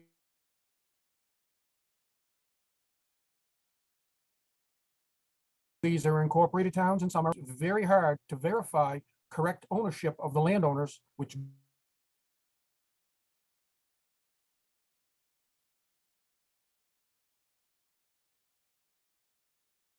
graciously allows. We have occasionally found ourselves with discrepancies between what the landowners believe they own and what town and county records indicate. In review of the responsibilities charged to this commission, our club would encourage extending the liability coverage to landowners for organized use and maintenance as currently used under the ATV Trail Grant guidelines. Under duties A subsection 2, we also feel that the public easement retention should be very high priority for several reasons, such as the sustained use and maintenance that is done by these clubs often create access for forest fire control and emergency services, as well as we have some life flight zones on our trail system. Duties A subsection 4 will be very helpful to all clubs if the clarification can be provided on determining legal status of roads previously belonging to towns and counties, which have thought to be discontinued for use, but ownership has been retained by said county or town. That was very encouraging and enlightening to see the DOT website, and we will be exploring that in the future. Regarding duties of B subsections 3 and 4, recreational users, even though these trails are organized and maintained by the ATV snowmobile clubs, many are multi-use trails which are shared with non-registration revenue generating activities, such as the walkers, the bicycle riders, which are including these popular fat tire bikes, and horse riders. We are supposed to be vacation land. The economic impacts of these recreational uses are very significant to our rural areas. Thank you for the opportunity to share your input on this issue, and our club looks forward to being a continuing partner in this issue and in the effort to encourage responsible use of our recreational opportunities. Thank you for letting me speak. thank you. And do we have anyone else who wishes to speak online?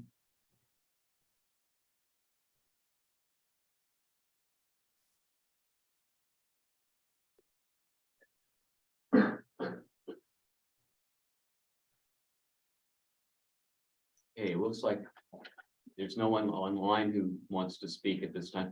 Anyone in this room who wants to make a comment? Yes, sir. My name is Greg Hutchins, and I live in the town of Lakeview, and have all my life.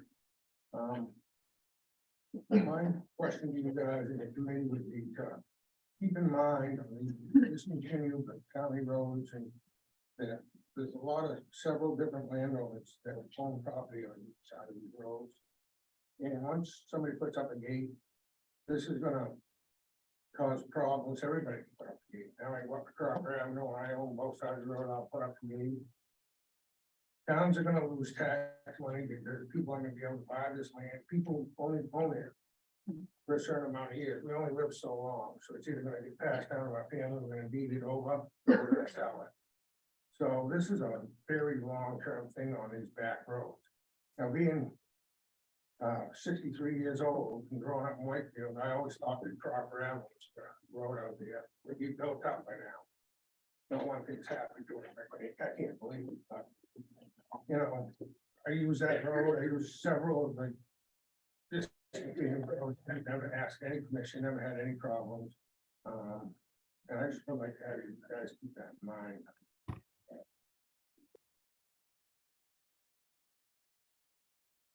You know, what would happen if I owned a piece of property on both sides of a gated way?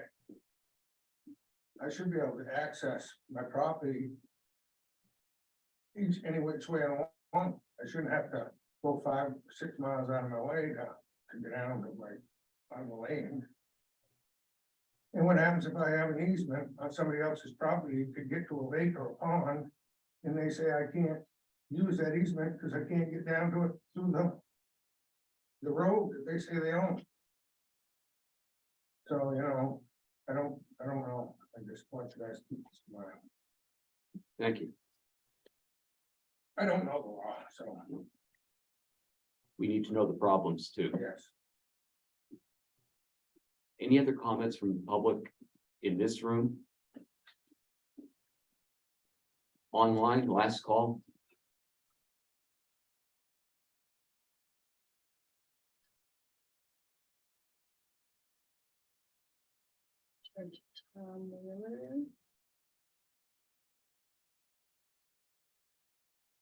Mr. Wheeler? Good morning. Can you hear me now? Yes. My name is Tom Wheeler. I live in East Dixfield. I'd like to speak in support of what Ms. Mezak and Mr. Johns are saying, because I'm somewhat a neighbor of theirs. I live on a road that used to be Severy Hill Road. Actually, it used to be a range road, and then was turned into a county road, and then became Severy Hill Road, and then became Rollins Ridge Road. And it actually comes out right behind the property that they were talking about. The problem is that the road was discontinued, a good portion of it, many years ago, and now it is reverted only to an ATV track. The situation in their house or their household is to the point where they can get no one to deliver anything there, no gas, no oil, no UPS, no FedEx. And what we've actually resorted to is having the FedEx and the mail and everything else delivered to my house, which again is still on a discontinued road. And then I take it by ATV to their house, which is about a 2-mile drive across the, as I said, only ATV access road, snowmobile in winter. I went down to the town office to try to find out what the status of my road was, went into the envelope where the records were, and there was not a piece of paper in them. 6 months ago, the envelope had a lot of stuff in it. So now I'm wondering to myself, whatever happened to that? Did someone just take it away? However, I want to support them in their attempt to have access to their house. As I said, the 2 miles between my house and theirs, Allens Ridge Road, was abandoned and is not really passable by anything except ATVs, and hasn't been for many, many years. That's all I have to say. Thank you.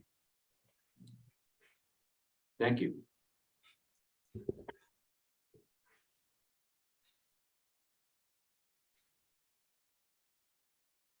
Anyone else?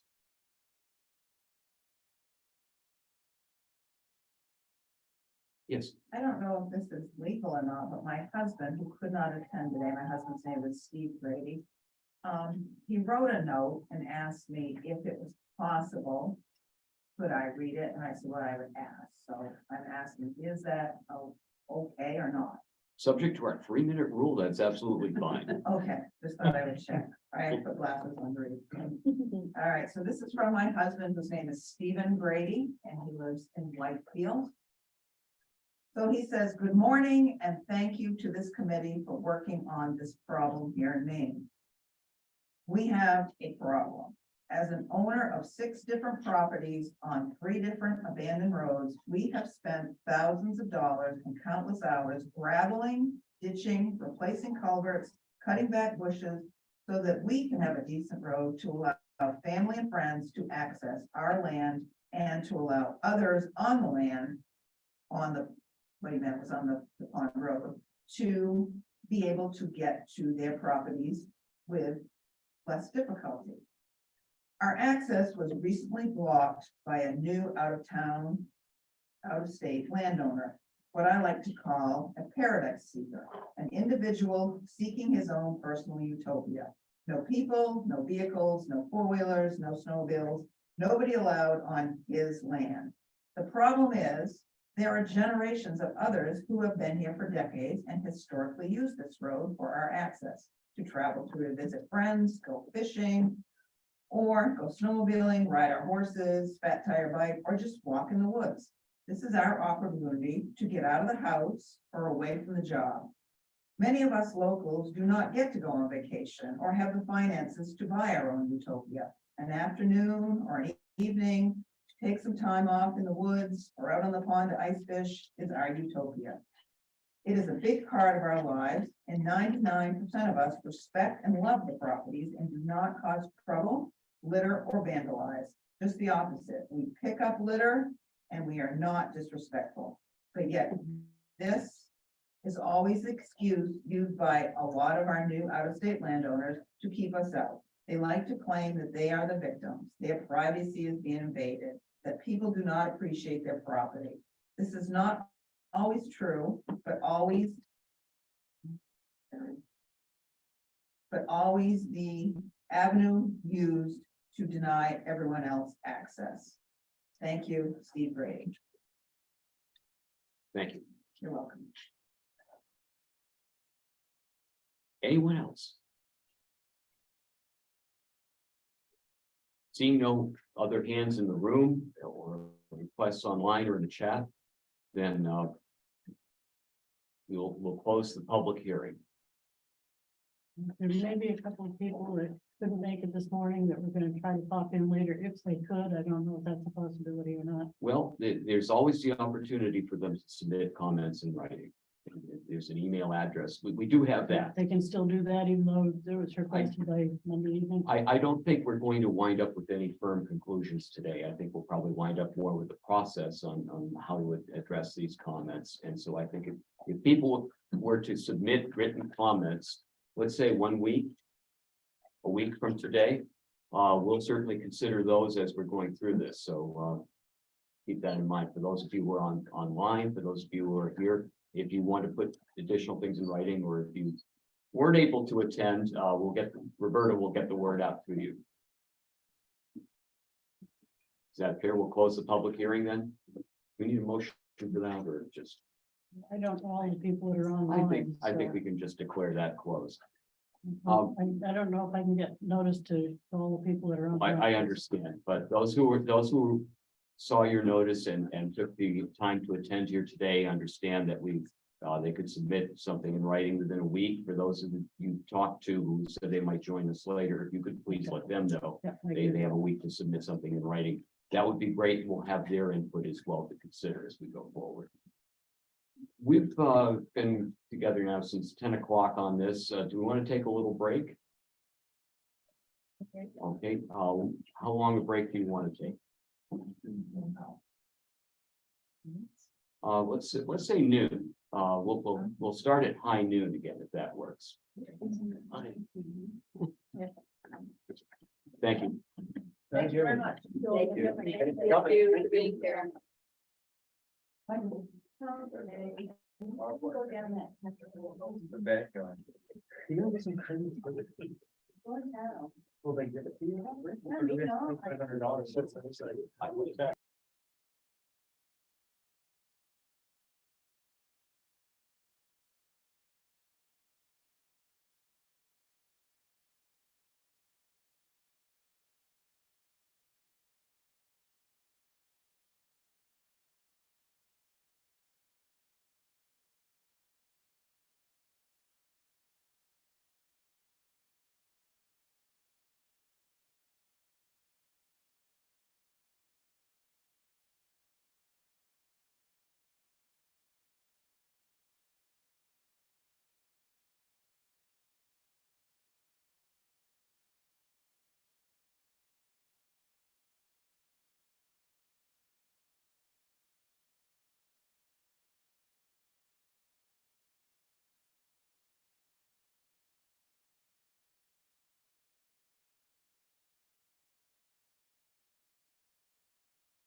Нет. Подожди, молчи.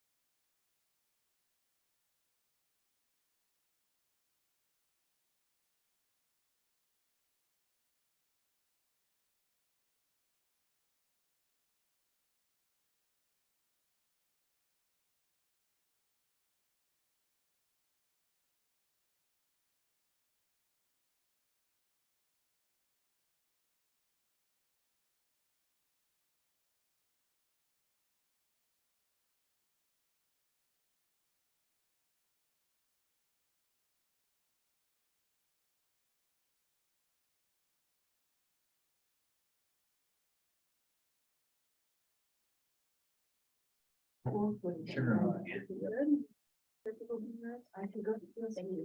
you all can hear us. We're back from our break. And there were a few folks who were in our in a waiting room who've been admitted.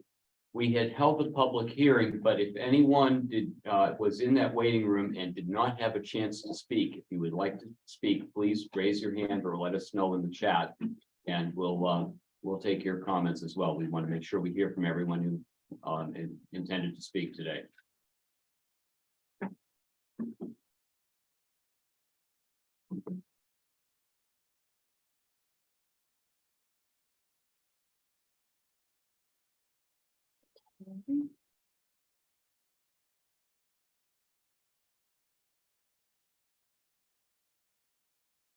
Does not look like anyone who's admitted. Oh, here we go.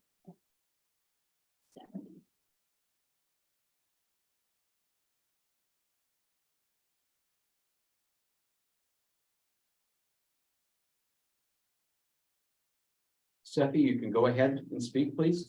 If you could start with your full name. Hi, can you hear me okay? Yes.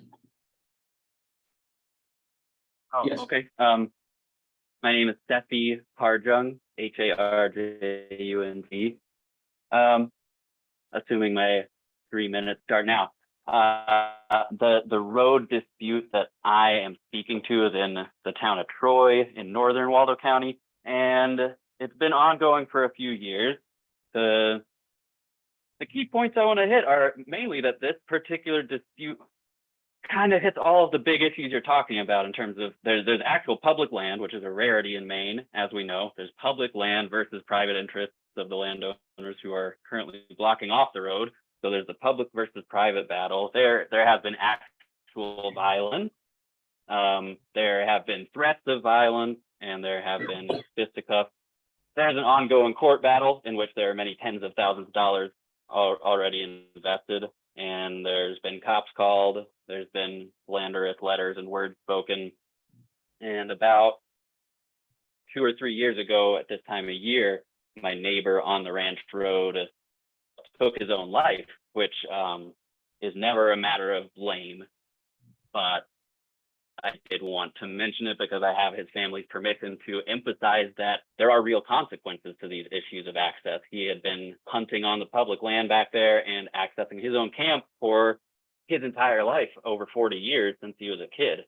And the fact that one rich person could buy up both sides of the road and then use the loopholes in these paradoxical laws to call that road his, despite a long history of public use and public access and private use and private access. It really affected Tommy, and it really affects everyone back there who uses the public land for hunting, uses it for recreation. The town of Troy is unique in that it has in its bylaws that this public land is used to offset our taxpayer dollars because they log it, but it's also year-round access for the general public for recreational purposes. And this is one of those access points, but because of the nature of the discontinuance without a easement being retained since the date was too early to apply to the 64 law or whatever it was, because of that, there are private landowners who are able to literally gatekeep that road. So I know there are probably a lot of speakers, a lot of interest here who are more interested in private access. I'm interested in private access to my own lot back there, but I'm also interested in the public access. And I hope that despite the difficulty that you commissioners are posed with, that you can find a solution that balances private access, but not at the expense of the public, and public access, but not at the expense of the private interest. It's a tough balance to reach. We don't have it right now. Very good. And if you could please spell your last name. The computer glitched when you spelled it the first time. Yeah, it's Harjung. Spencer Harjung. Thank you very much. Appreciate that. Is there anyone else who joined us online who wished to speak?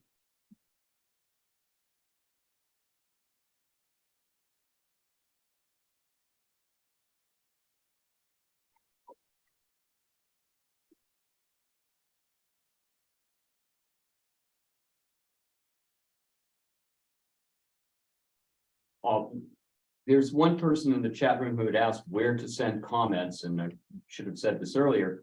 It was in our notice, but if you want to submit anything in writing to us, our email address for this commission is info dot, all one word, abandoned roads commission. So info dot abandoned roads commission at maine.gov. And that way you can get anything, any written follow-up or additional comments, whatever, to us. So thank you all. We'll reclose that public hearing and now move on to the next topic of our agenda for today, which is really a discussion of commission priorities. We've heard a number of issues. There are people who are on roads that were discontinued without a private way or public easement, and they're raising issues about having their access blocked by people who own on both sides of the road. We're also hearing about people who are on roads that were discontinued or abandoned and a public easement was retained, but the public easement either is not being maintained by the town, or it is, and people are concerned about the general public being on, or logging trucks or other folks who are using these public easements. And ATVs, and I'm not picking on anyone, but just this is what I'm reading from the comments submitted today. ATVs, trucks creating ruts in these roads that are either privately maintained or maintained a bit by the public. With all of those stories and all of those concerns that have been raised, what's the priority of this commission? What are the most urgent issues? Jim, we got a lot of testimony, and I printed all that stuff off, and I tried to at least read every one of them quickly yesterday. But I still would like to spend a little more time just to digest all of them and kind of make some comments to myself, and maybe come up with some general themes that are coming out. So I just need a little more time to go through all this stuff. I agree with Pete. I think that hearing the public testimony and reading what was submitted, I think that we need to think about what our next move is in terms of a meeting, caucus work session as it might be, or whether we want to dive right into maybe putting pen to paper. And I could see us being of two directions. One, we figure out what needs to be done next based on what's in the testimony, or start thinking sort of ahead to our February 1st deadline, which is not that far away, which there's a part of me that thinks our report might look a lot like this is what's been brought to our attention, but given the short time frame and the funding and the hiring shortage, we are a little bit hamstrung to dive in very deeply without the legislature allotting some more money to us. While we of course will continue to do the best we can working on these issues and teasing them apart. I have to say, at our first meeting, I was hoping that February report might have something more substantive to be able to pass along to the legislature, but at this point, it looks like it's probably going to be more in the nature of a progress report. We've met, we understand our charge. We conducted a public hearing. We received fairly extensive public input, and we view these as the themes that emerged. Maybe that's what comes out of our next meeting. These are the themes that emerged from that discussion and from the public hearing. And we will be working over the course of the next year to develop potential resolutions to these and to offer those to the committee in our next report in February 2024. Does that make sense for Yeah, I don't think it's realistic that we can. I mean, I was sort of surprised at the number of conflicts that are happening between them, landowners themselves. If it's all an ATV issue or a snowmobile issue or something, then we might be able to look at some things. We have already tweaked some things, which I think potentially, particularly on the ATV side, force the issue already for them to make sure they get landowner permission. But the debate is who's the landowner? And when you got a landowner buying land and then gating off all the other landowners for public access to public land, that's the only real fix, which nobody wants to hear, is for the towns to just step up and maintain their roads, right? Then that problem goes away, but. Well, that would work if the town had a right to be there. If there were a public easement, Right. but if it's a private road because it was discontinued, no public easement was retained. There's nothing the town can do in that instance under the current state of the law. And that person who owns on both sides can say, I own both Right. sides of the road and I can put a gate And in here. that instance, they can say yes or no to ATV and snowmobile use, and that ends it. Right. It's the other category that seems to be unclear. Well, it's not just the ATV and snowmobile user going down the road, though. It's also the person who built a house down there. Which that goes to like some of the things that I've seen already, which like, I mean, I look at some of the real estate stuff that's come up with these people being sold. We were talking about it where it's just, I mean, during the boom of real estate, the real estate agents are just thinking about the percentage of money that they're gonna get. And they don't care about the life and living of these folks that are buying the places. So when they have people coming up from out of state, when they're selling them a yarn and saying, hey, this is the story. And they're taking it for what it's worth. And I know that you mentioned that before, where there should be some stuff in real estate that prohibits that. And there is a disclosure now, to the extent you know. One thing. Oh, that's right. But, I mean, you could have three attorneys sitting around the table and they might not know. And when did that disclosure come about? That was a few years back. or so. 17, I think. 70, yeah, so I was wondering. if it was prior to- If I can jump in here, one thing that I think might help is, if we could have some way of helping realtors to understand what the law is, and helping to educate them, and to educate them as to where they can find out what the status of the road is. Because I think in a lot of these cases, yes, we do have a law now that says they have to disclose it. There's a loophole in there that says if known, but I haven't seen anybody take that loophole. I'm sure some have, but what I've seen is that they've jumped in and said, well, this is what it is, when it actually isn't. But And then I've got one case where, well, like the people that were on the couple that was on the video there. In their case, they were told, yes, it's a private road that's maintained by the abutters. Well, there is a law now that says that when there's a private road and there's no road association, it's assumed that it's maintained equally by the abutters. But that's not necessarily true.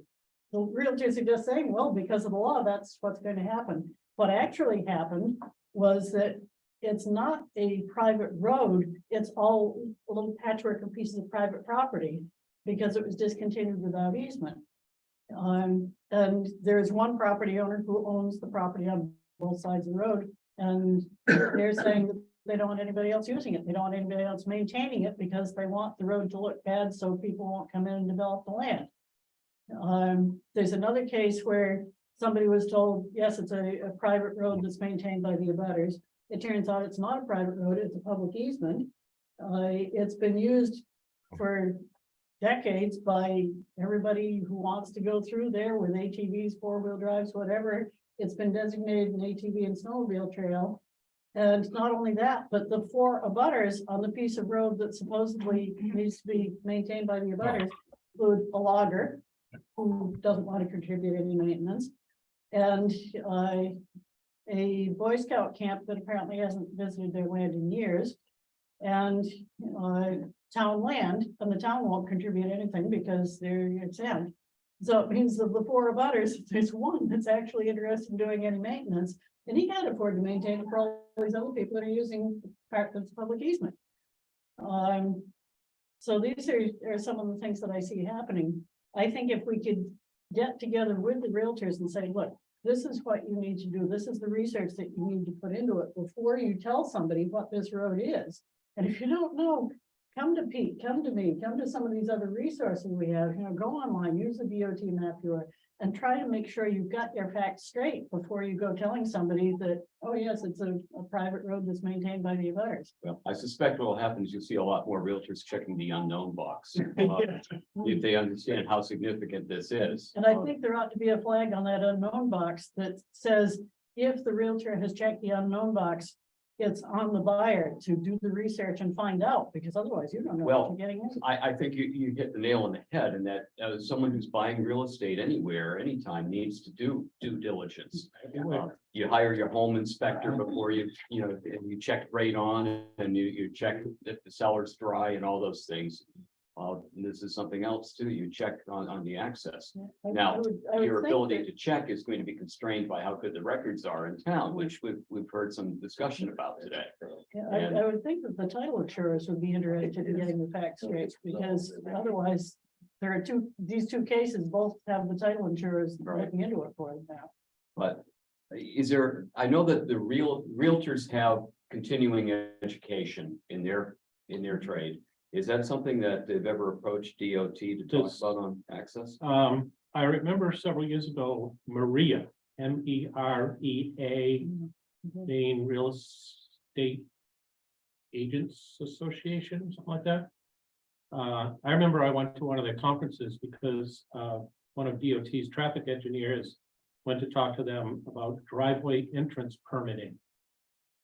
And that's all it was, but I remember there was a room full of people over the Civic Center over here, hundreds of people in there, and they were all the real estate agents in the state. We've spoke to them too about accessing the private property and stuff because of the interest in our department for hunting, fishing and recreation. And Let's get on their agenda. then it's a large group and it was just such a changeover in real estate over the last couple of years with non-residents purchasing that we wanted to talk to them about it.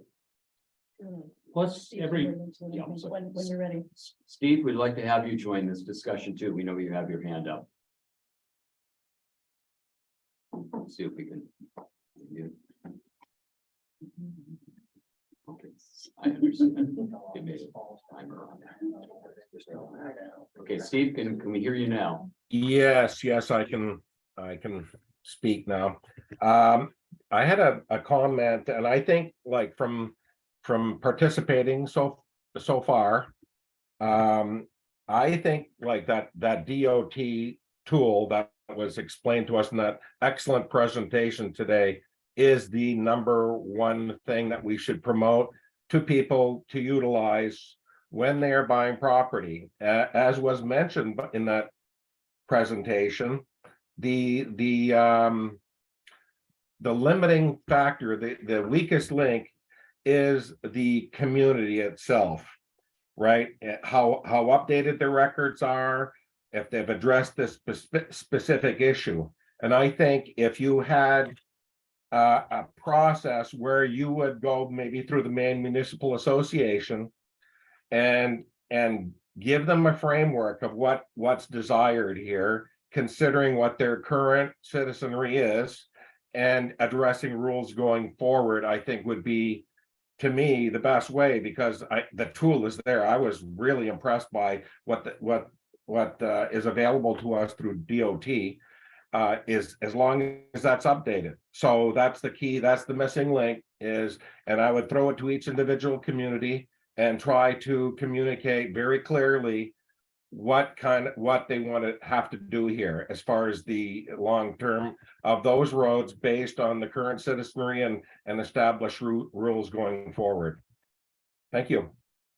If I could jump in on that, I've had a lot of years to think about this, so you're going to hear a lot of proposed solutions from me because I've really thought this through. Several years ago, there was a bill proposed to the legislature that would have required towns to inventory their roads, and that was all roads, current roads, past roads, discontinued roads, abandoned roads. And I remember MMA's representative who was there at the time, it was not the same one that we have now, but their representative said, absolutely no way, that's an unfunded mandate. It's going to cost towns thousands of dollars to do this. The research is going to be impossible. A lot of the records have been lost. We're not doing it. And I remember one of the legislators said, wait a minute, towns are supposed to have been keeping these records all along. if they haven't got the records, if they haven't kept good records, don't blame us. And the legislation didn't fly. One suggestion that I have made, and I made again when this topic came up again just a few years ago, was how about requiring that towns start with what they know they have? The DOT already has that information because the towns are supposed to report it to them, as Pete was saying earlier. Start with that. And then if you can post it, if you have a town office where you can post a map on the wall, or if you have a clerk that can keep the map rolled up and unroll it for somebody, then somebody at least can go in and say, oh gee, the road I'm looking at isn't on this map. I guess it's not maintained by the public. There's a starting point. And then if you can do similar to what Vermont did, Vermont had a several-year process for going out and identifying all their roads, and they included everything. They had people going out and beating the bushes, looking for stone walls and saying, oh, look, it looks like there was a road here. And sometimes it was just a farm road and wasn't ever a public road, but they all got reported. And then they took several years to go through and categorize what all these roads were. Some of them ended up being designated as trails, which are essentially the same thing as our public easements. I have a friend who happens to live on one, and she says the loggers come in and ruin the road and then drive over her lawn to go around the park where they've made it too muddy to drive on the road. So they have similar problems there, but at least they've identified what they are. And roads that were not categorized by the end of this period were obliterated. They're no longer roads. I think we could do something like that here. The one, I understand what you're saying, Roberta. I think the one thing that's a concern is when you take a look at the DOT map, for example, what you find out is what a town is maintaining. You don't know what the legal status of the road is, so you don't really know your rights. Is it a public easement where the town has the right but not the obligation to maintain and the public can access it? Is it a town way, full-fledged? You just know that the town is maintaining that stretch of road. And so, and as you can tell, that legal status is something that winds up being an issue in contention in lawsuits. So I said that's a starting point. Yeah, I wonder what it is the town could be required to inventory, because it may not. We may be getting inventories if that's the case of what they're maintaining, but not necessarily its legal status, and that may still be something people have to work on. Okay, now my suggestion was, first of all, I remember Pete standing up at the meeting and saying that if all 400 some odd towns asked for that information from the DOT at once, it wouldn't be a problem. I hope that's still the case. Well, any town can go to Map Viewer right now and print off the map of their town. Right. If So- you so want the a information spreadsheet of all of those in tabular format, Mhm. you're gonna have to call me for that, but yeah, I don't want to Okay, get so- 487 requests. Right, so my suggestion was, start with that.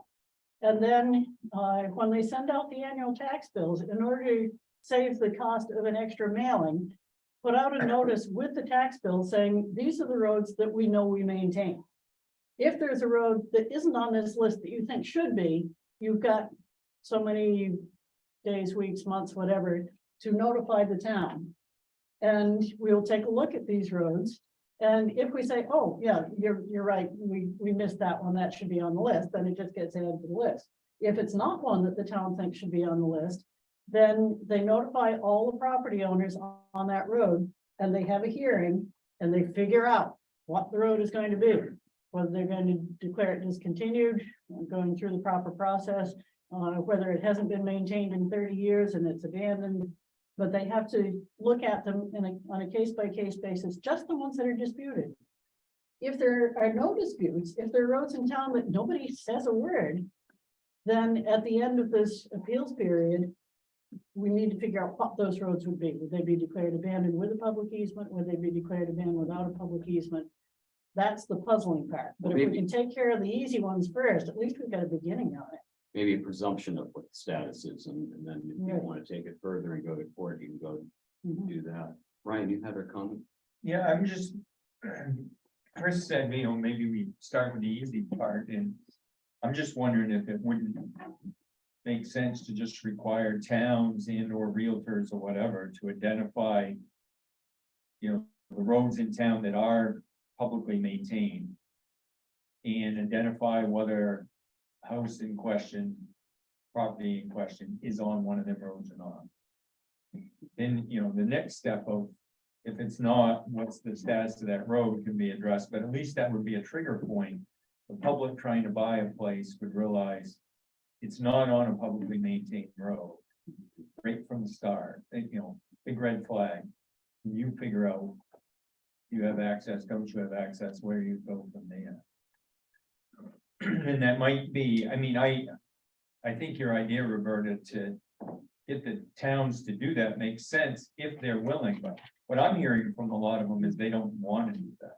They kind of want their cake and eat it too. They want to be able to have the right of ways out there, but they don't want to maintain them. And they don't want the responsibility of hiring attorneys to figure out the legal status. One thought is that if the ask is that there be a list of all the roads that are publicly maintained in a town. Right, DOT has that that's my already. point. So it'd be an easy thing to just say that realtors have to reference that one way or the other, you know, a checkup box, it's on a public road, publicly maintained road or not. That oversimplifies it, but at least it lets me know. Because the rest of the story, I mean, you know, you gotta balance how you feel about whose responsibility this is, but in the middle of COVID, this has become much worse. And my neighbor out back had his house sold. He's in Florida now. Put it on the market, they bid it up. And he had a purchase and sale for $25,000 more than he was asking. Before he could close, a guy from California, who's never even been to Maine, bid it up another $50,000. He talked him into breaking his purchase and sale agreement and bought it. And he didn't know anything. He didn't check for radon. Is he on well? Is he on town water? He didn't do any of that stuff. Just, I get the money, I don't care. A lot of these people who are complaining now did the same thing. They didn't do their homework. And now all of a sudden, they want us to help build their bridges so they can get concrete trucks in the pour foundation because they didn't realize what they were getting into. But at least if you had something that said yes, no on a publicly maintained road, and it comes up as no, and they don't bother to follow up on that, well, there's a certain level of responsibility on them, and it should be easy for a realtor to do that, because it's already on your website, Pete. Well, this is where I said that we need to educate the realtors, because we have that disclosure law that says that they're supposed to do exactly that. And they're just sort of jumping to conclusions and not really doing the research on it. Well, and I think a lot of them are, like, if I call you as a realtor and say, I want to sell this is the information, what level of work are you required to put in to verify what I'm telling you is true? That's why I say, where's the liability for the real estate agent to provide the correct information? That's where I think the title insurance companies ought to be interested in. Of course, some of these pass hands without any title insurance, and that's a problem too. Yeah, well, you can't get the title insurance unless you've got, you know, a document that allows it. I mean, the state owns land that you can't buy title insurance on because it's quitclaim. You know, so I'm sure there's lots of that out there.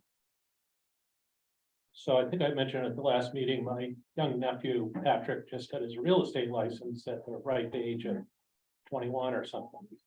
And so he did all his training and stuff, and I don't know what he had for training, but he eventually had to take the real estate license test, whatever that is.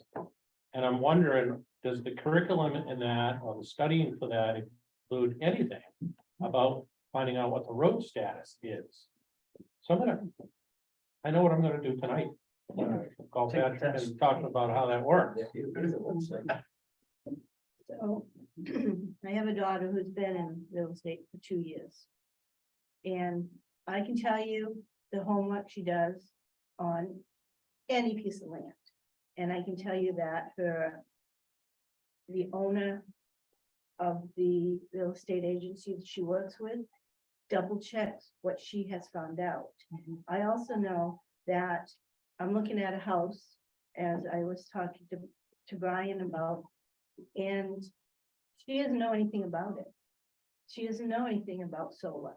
So she said to me, as a real estate agent, and she said, I would like it. We can go and have the buyers present so they can go through it with you. And you will learn and I will learn at the same time. And so I know it's easy to say, there are some realtors that aren't good, but there's some realtors that are really good. You'll find that everywhere. And I will have no doubt, this 21-year-old nephew of yours is gonna be amazing. Because they want to do this, they're gonna learn everything. Does she know everything? No. She said, have the buyers present. I will be there, have the buyers present. I will learn, you will learn. So I can't sit here and not say they're not all bad. Oh, I know that. Okay. You see that in everybody. I mean, we could say all ATVs are bad. They're not. There are Oh, they ATV are. clubs that do wonderful. We can say, anybody in here, we can say they're bad. I think the idea is just to find out, is it part of the curriculum that they teach to new real estate agents? And if not, then maybe it should be. And is there some way that we can make sure We that? won't is? know that unless we talk to an owner, real estate. We Yeah. need to talk to a real estate person, or even a real estate attorney. There's a state board of licensure for real estate, and we can check with them and see what the curriculum requires. And if this isn't in it, maybe that's something that we can You consider. could. We need to give them the tools where they can find out the information. Well, too. That I would mean, be. DOT map We is a already place did to that. start. So I think I said this before, but when we we're at Thanksgiving dinner with him, he was in the other room. And I went in to see him and I said, Pat, what are you doing? He said, oh, I'm working for a client right now. I'm just trying to figure out who maintains this road. The house is up. I said, what? Yeah, geez, and he was on the phone and he was gonna spend hours like he always does, trying to find out who maintains the road. Is it a town road or not? I said, Pat, come here. So I took him aside and after 10 minutes, he was like, oh my God. This is gonna save me so much time. Do you realize, Pete, what you just told me? And so I'm sure he's been using it ever since to at least get an idea of what's public and what's private, of maintained. But if he didn't know, that tells me that the curriculum didn't include it, Right, because which means we ought to check on that a little further. sounds good. Steve, No, I would just like, it's excellent meeting. The thing I was concerned about is even if we do improve this and improve the data from the towns and make sure it's updated and everything. Currently, that still doesn't protect current landowners from being cut off by new owners based on the current law, if I'm not incorrect. So to me, that seems like a really big focal point for us to concentrate on, is that issue right there. So just a point, thank you. or so, for example, you own a house at the end of the road. Right. And somebody halfway down the road who owns land on both sides says, well, it's a discontinued road, there was no public easement reserved. I'm putting up gates and bars because I want to be all by my lonesome, and then cut off access to the rest of the road for owners, for ATVs, for snowmobiles, everybody. And that's Right. The example from Dixfield. That's right. And Troy. And Troy. Yeah. Is there a law that says no landlocking? You can have a landlocked lot in Maine. You can have a landlocked Can, lot. But can you Sell one, but can you create one? You can't create one. In other words, if you own a big piece of land and you sell a piece off the back of it, you have to give access to that piece in the back. Well, I would say you have to give access if it's going to be developed. Most municipalities that have a zoning ordinance will say, in order to get a building permit, you need to show that you have access to a public way. And that public way could be a town road, town way, street, or it could be a public easement where the public has the right to get on, but the town doesn't have to maintain it. And so then those building permits issued. I don't know what happens when there's a private road. Well, yeah, you could get a building permit along that. Let me rephrase that. If you sell that back piece and don't give access to it, the person who has bought that back piece has a right to go to court and obtain an easement by necessity over the front lot. And if But that that can lot require happens court. to be along a lake or a river, and there's a way you can get to it by water, the court will say, well, you don't need this, you can get there another way. Exactly. Yeah, but- there's another one that I know that's where that enters into. We have some comments too from other board members. First, I'll turn to Rebecca. You're unmuted. Go ahead. Sorry, I didn't realize that had happened. And to Steve's point, I just wanted to say that that's why it's important that the court process remain, because the judicial process allows the balance of those interests appropriately. And I get that that's a huge lift for everyone. However, there is already that law on the books that requires that designation of the type of road that a piece of property has, but that doesn't mean that people who are making these decisions are playing their responsible part in that process. And I think a question to ask is, at what point in time does that become the community's responsibility? And that is essentially what caveat emptor was created for, was about exactly these things and real estate interests. You have to do your own due diligence. And if you haven't, that doesn't mean that that entire town is incorrect. And I also wanted to go back to something the chair had actually mentioned too, about the maintenance of the roads. That is largely what communities do know. They know what roads that they maintain. The legal status requires, just like it does on a piece of property, a deed research. And that's expensive.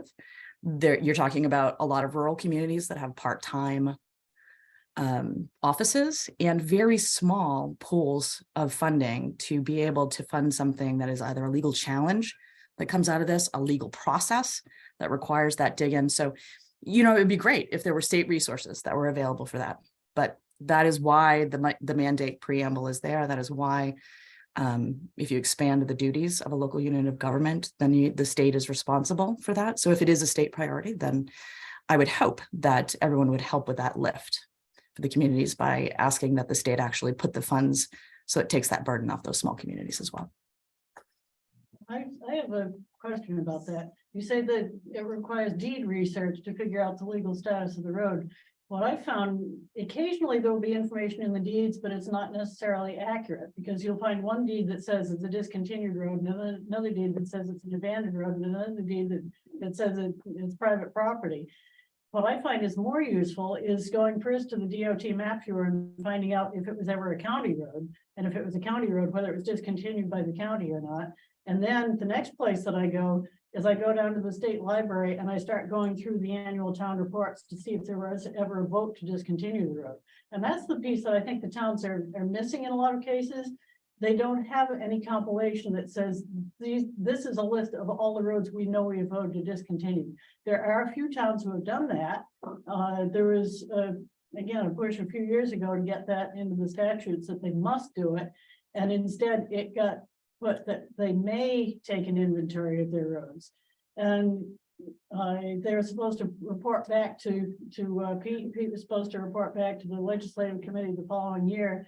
And I believe, Pete, you said you still have received 0 reports. I reported and said I hadn't got any. Yeah, I do know of at least 3 towns that have done thorough research of all their roads. I was on the FAT committee when we did it there. I know that somebody in the town of Searsport did one there. I know that somebody in the town of Bodenham volunteered because he was curious about his own road, went out and researched all the other roads in town. And I know I have a volunteer researcher who's working on going through annual reports and writing down every time that there's a vote to discontinue or alter or anything of that sort. So if we can somehow get those tools into people's hands and show them that's where to look, not in the deeds. Yes. Rebecca, then we'll turn to Ryan. Yeah, we need to. You want to do it again? Yeah.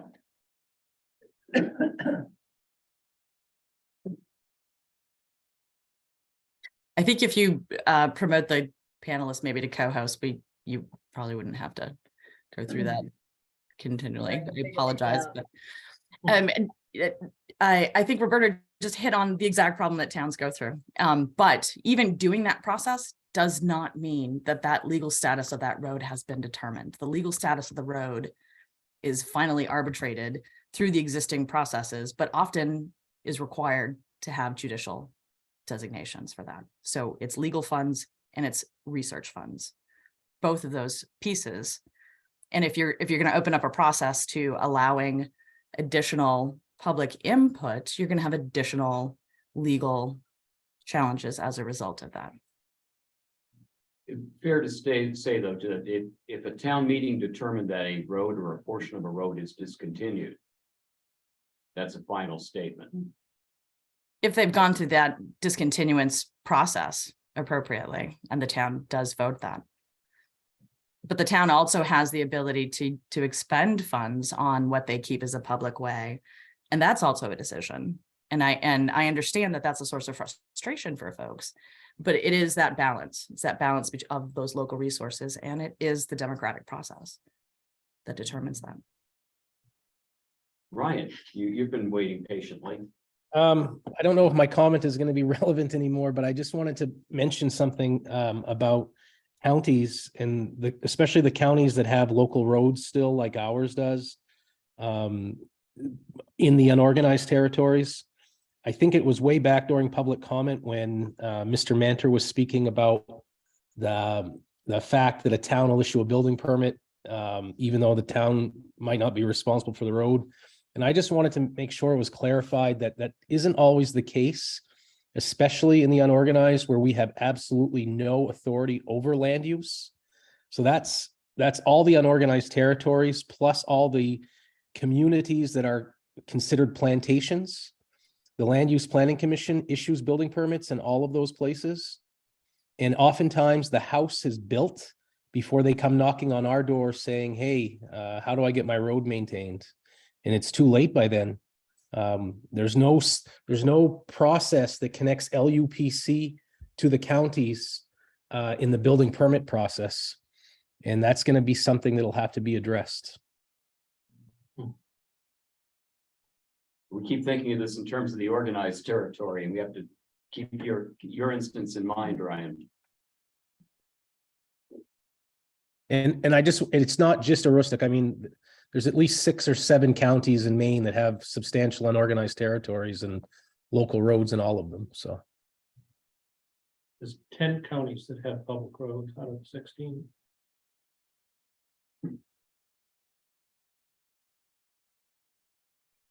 Ryan, this is Brian. So there's nothing, like if I apply for a building permit from LUPC and I'm on an old county road, there's no involvement with the county at all. Not an old county road. It could even be on a road that we actually do maintain. We maintain 120 miles in the unorganized territories year round. We provide snow removal, we provide grading, we provide paving. Just in the last 10 years, there's 3 communities in Aroostook that have deorganized. All of their road inventory becomes ours when that happens. Plus all the unorganized townships here that already had population and had roads. So those 120 roads are just like 120 miles of, I'm saying 120 roads, 120 miles of roads are like the roads in any organized town. They're just spread out all over the county. And we maintain those at various levels, just like a town maintains their roads. Some are year round, some are summer only, some are closed to winter maintenance, and so on and so forth. So where we get into trouble oftentimes is when somebody builds on a road that is maintained by us throughout the summer. You know, we grade it, we ditch it, we do all those things. But at some point in history, the county commissioners, acting as the town fathers and mothers of the unorganized, have voted to close those roads to winter maintenance. We follow the same laws the towns do. Every 10 years, we hold a public hearing. We do a road order of road closing, so on and so forth. Someone goes to Land Use Planning Commission and gets a permit to build 1 mile out on this road that we don't maintain after half a mile. LUPC doesn't care. They issue the permit because it meets all of the land use requirements and zoning requirements of that area. And then after the house is built, because it's built in the summertime usually, right? Fall sets in, snow starts to fall, and hey, how come that plow truck is turning a half mile before my house? And that's when they find their way to us to say, why aren't you guys plowing the road all the way to my house? I got a permit here to build. Didn't know. Don't even need a driveway permit?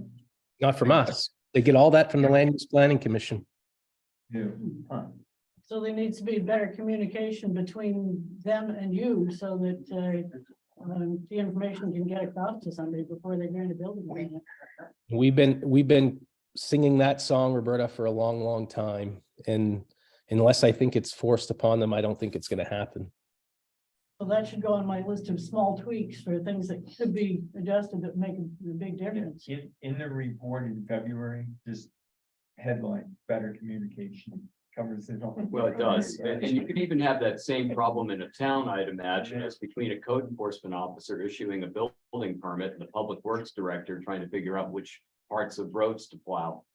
Yeah. So, yeah, communication is a key element. You're absolutely right, Jim. I think there's just a better chance of it being discovered earlier in the process in an organized town, just because of water cooler talk. Right, and they're not two different entities like you LUPSI and the county commissioners. Yeah.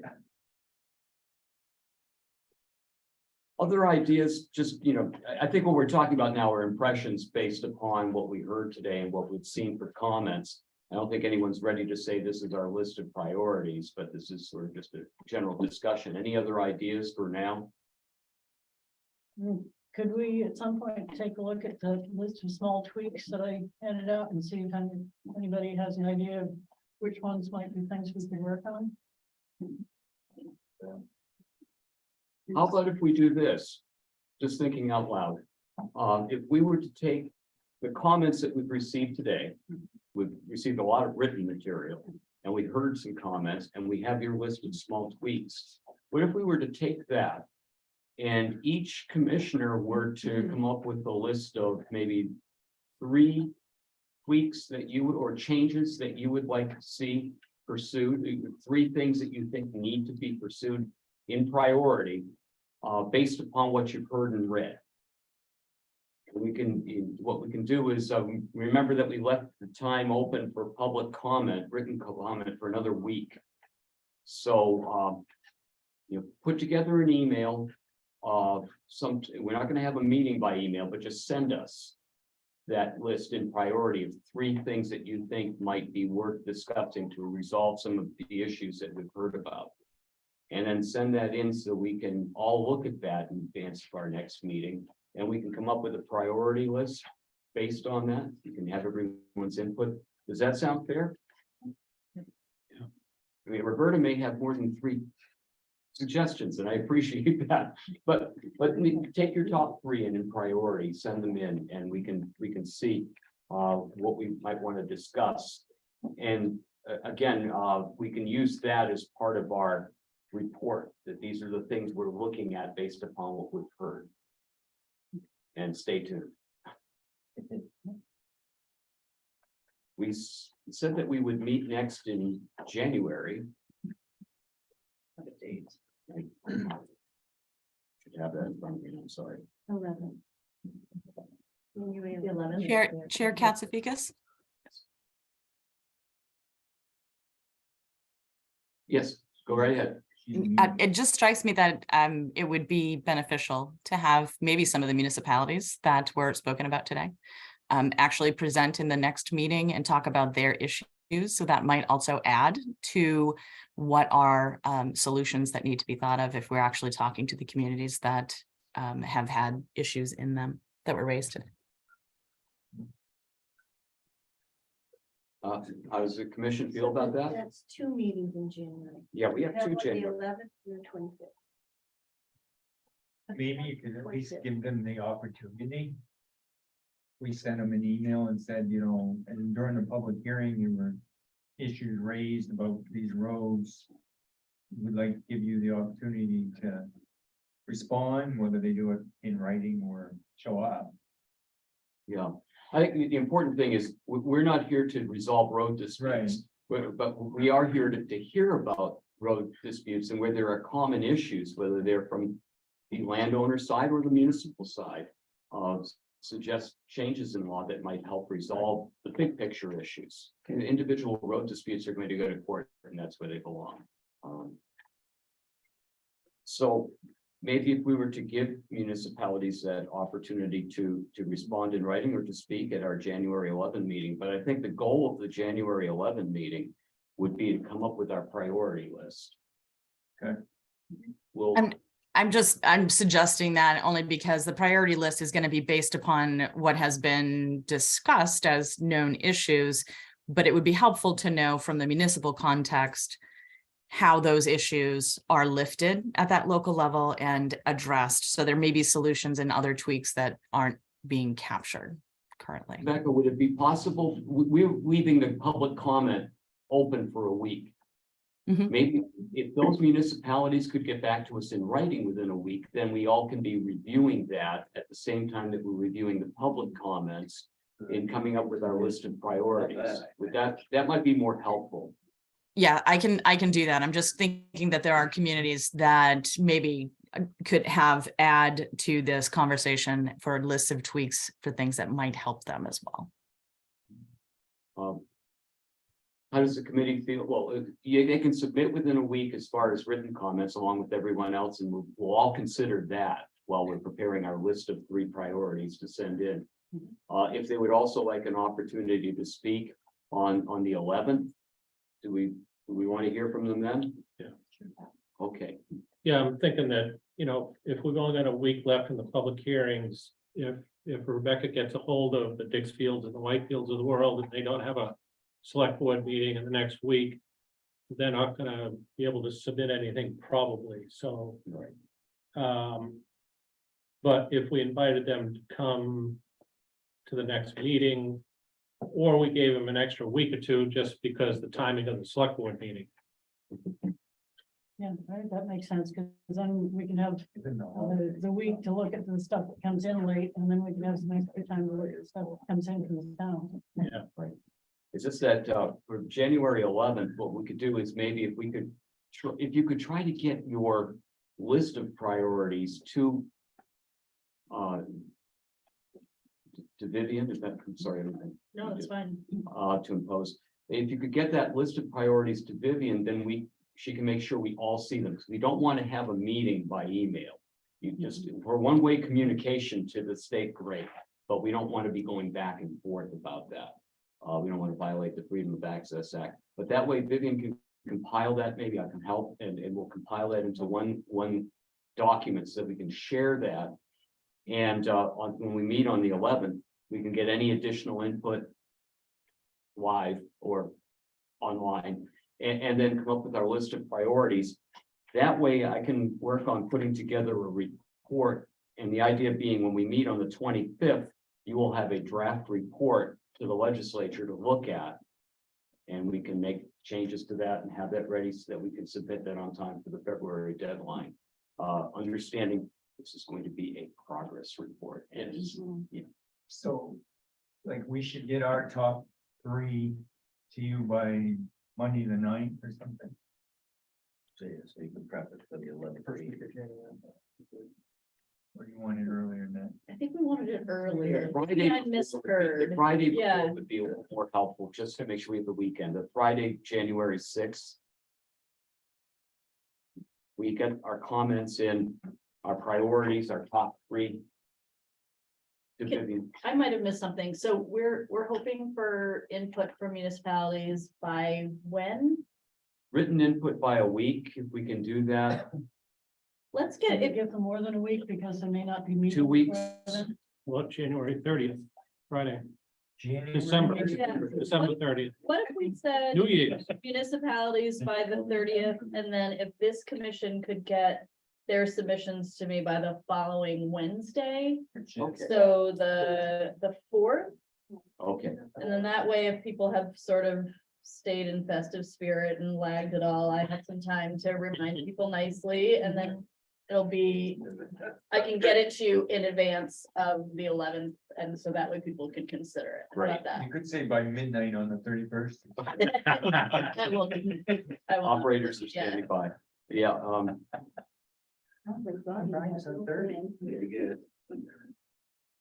so does that sound like a game plan? Yeah. Everyone in agreement? So we're only sending you 3, or we're sending Your top 3 in priority right? of three priorities. What are the most important? 1, 2, 3, with 1 being the most important. Priorities to address and how you might address them.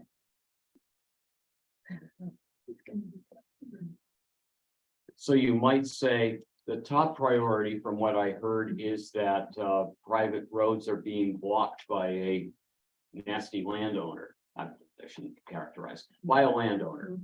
And so, okay, if that's what you think is the top issue, maybe how would you resolve it? What would you propose to resolve that issue? Or maybe the priority is that public easements are not uniformly maintained. Maybe somebody feels that's an important, the top issue. How would you resolve it? What would you do? So so name the priority and name what how you would propose to address it. Can I suggest we also take into account the responses that I get on the survey? Because I get a lot more responses there. I got 40 responses. Certainly, it's something that was prepared and circulated to everybody, and we can take a look at that as we're looking at all our materials. And I suspect that in our progress report, as it may be to the legislature, we will have attachments. Right. And we can certainly provide that so they see how nuanced this is and how constrained we were to really get into all the details. Speaking of seeing, can we post the photos that I sent you at some point? Trying to review erosion. I think people have copies of those. I can see about trying to, Could wind up the yeah, Bert, is that your road? Which picture?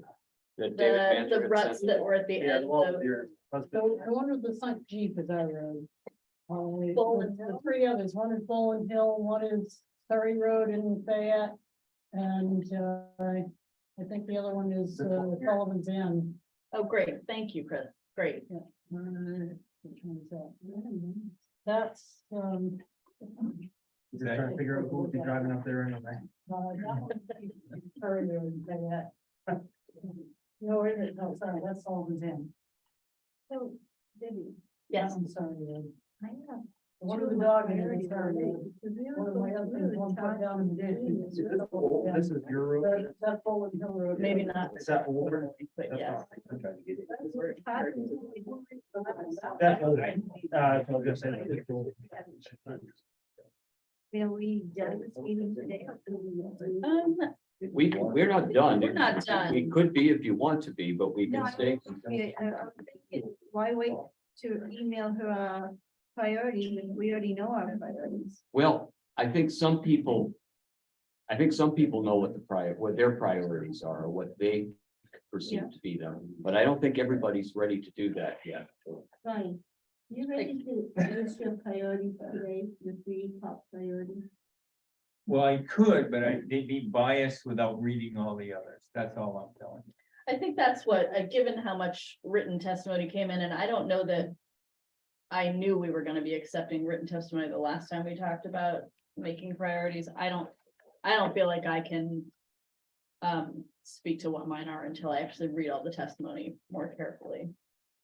It might not change what your priorities are eventually, Right, but like, I just feel like mine are biased right now without having taken everybody else in. And I'm still, we were just talking. I don't know how we get an answer, but I've always been under the belief that somebody can't be legally landlocked. But are you telling me they actually can be? Yes, you can have a landlocked lot in Maine. But you can own one, like. if You that's what can you're own referring one. to, But You might have difficulty using it because if you're required to show access in order to get a building permit or a site plan approval or a variance or whatever, you might not be able to build on it. correct, but I guess I think, you can't create one at this point, right? You may be able to own one or build one or what have you, but. I think you probably could create one now even. You just, nobody would be able to do anything with it, just like, Well, they'd have to sue to get it right.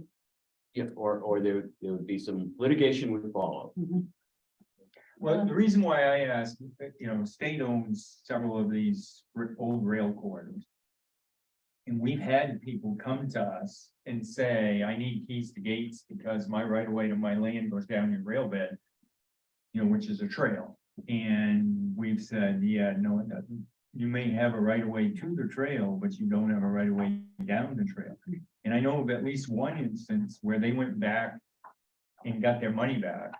The individuals gave them their money back and took the land back. He had split the land, put a right of way across it, but it was from our rail trail, which he has no right of way down. We've got another individual that's active right now. In fact, he has until the end of the month to settle this in court. To be in compliance with the court settlement, which he probably won't do. But he's bought a piece of land that somebody subdivided, and the guy owned the bigger parcel, sold him this back piece, which abuts the rail corridor, different rail corridor. And he's told the state, and he told the town that he had a right of way across the rail corridor the state owned. So they gave him a building permit to build the building such as it is. But, and we're, he came in and cut trees on state and everything else. He's lost that battle, but he doesn't have a right of way there, and he hasn't built another right of way yet. And so there's this whole ongoing dispute. And I told him, I said, in fact, the DA told him in court that this individual who did this cannot legally landlock you. But you're. What often happened on these roads is under the old discontinuance law before 1965. This wasn't even on a road. I mean, he take a 100-acre parcel and they sold him 10-acre piece off the backside of the butts up. Gave him, I guess, no right of way across the other parcel, and so he's trying to use the state trail as his driveway, including, old trestle that's now an ATV snowmobile bridge. And that's all still playing on court, so it makes me wonder now what this is gonna go back to. Correct me if I'm wrong on this, Jim. I believe that if somebody sells off a back lot, the person who buys the back lot can go to court and argue that they need an easement by necessity over the front lot. But proving that requires going to court. So, and if they don't have the money to go to court, they're landlocked. But where a lot of these landlocked parcels happen was when a road was discontinued before 1965 or a county road before 1976, and there was no easement retained. And what happened was that the land reverts to the budding property owners to the center line. So it's a whole patchwork of little pieces. And people may continue to use that until somebody buys properties on both sides of the road and says, this is mine, and gates it. And then all of a sudden they've lost access. Just one thing I noted, I quickly read through all the materials that were submitted for this meeting, and I'll look through them again. But it's an interesting situation. Back when roads were discontinued without retaining a public easement, people wound up on private roads, and there's a whole group of complaints where these roads are private and access has been blocked by one landowner. And so these folks probably would prefer the retention of a public easement. Yeah. But then there's, with the public easement folks, a whole list of people who either are complaining because the road isn't maintaining it, they have the right but not the obligation, the town meeting hasn't voted to repair it, or there's a public easement and the town isn't maintaining it. People are spending their money to fix the road, and now logging companies come in, ATVs come in and are destroying the work, particularly the logging, from what I've seen in the complaints. The logging trucks are destroying the work that's been done by private landowners to preserve their easement. They probably would have preferred that it remain private without any public rights, except they wouldn't have the ability to get to their house. Right. Because there are no deeded rights of way in any of these instances because they were on a road. This is why a few years ago, the legislature was debating the same issue. And I said that in a lot of cases, if it could be made a private easement in common, then that would solve a lot of problems, because everybody would still have access and they would have a right to maintain that access, but the public would no longer have a right to use it. And the problem with that, the way I've always described it, is there are three solutions to the problem of discontinued roads, and all three of them are unconstitutional. The old way was it became private property. That left people landlocked. If you landlock somebody by discontinuing the road, you're supposed to give them just compensation. Well, just compensation for total loss of access should mean the entire price of the property from what it was before the road was discontinued. And towns aren't going to do that because the reason they're discontinuing the road is to save money because they don't have the money to maintain the road. So they're certainly not going to want to buy all these properties. So since there's no just compensation, that option is unconstitutional. So then they came up with the idea of, well, we'll say that they're private ways. Well, the original intent of private ways was that it would be private access for the landowner, not for everybody. The problem with that is that most of these old roads weren't taken in fee simple. In other words, the town didn't buy the land. They simply took an easement over the land, and the land underneath the road still belongs to the abutting landowners. If that road is ever discontinued, that land needs to revert back to the person from whom it was taken. So if you take that land and make it into an easement for the guy behind you, you've just taken the land of the guy in front without compensating him. And even if you do compensate him, it's unconstitutional to take private land for a private purpose. You can't do that. So that's unconstitutional. So then they came up with this idea that, well, you can't make it a private easement. We'll say it's a public easement, and because there's a public need for it, then that makes it constitutional to take the land. So we'll take a public easement. But the problem with that is that then the public uses the road, doesn't provide maintenance. According to Jordan versus Canton, the public road with no public maintenance will inevitably be destroyed. That destroys property access. You have to compensate the landowner for the loss of his property access. And again, they're not going to do that. So you've got three options and they're all unconstitutional.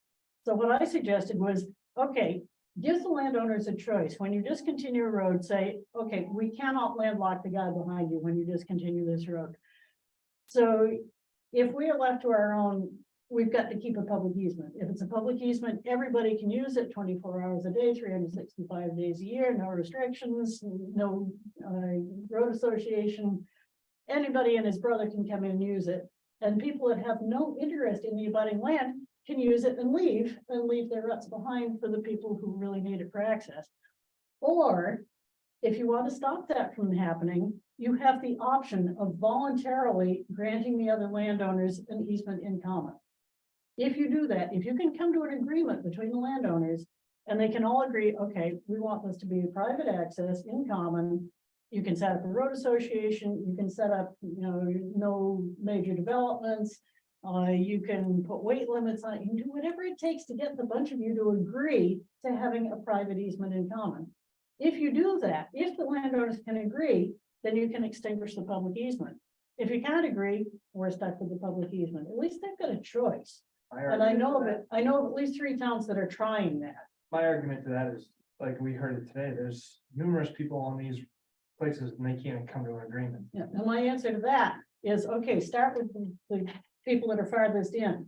If the people that are farthest in can agree, then you can discontinue their piece of it. And if it's a through road, that means it's no longer a through road. You stop a lot of the public traffic. And then if the next guy is out, say, well, wait a minute, their part of the road looks pretty good. How come ours doesn't? Then they may say, okay, well, we'll make ours into a private easement too, so we can stop the public. So you can bit by bit add on to it.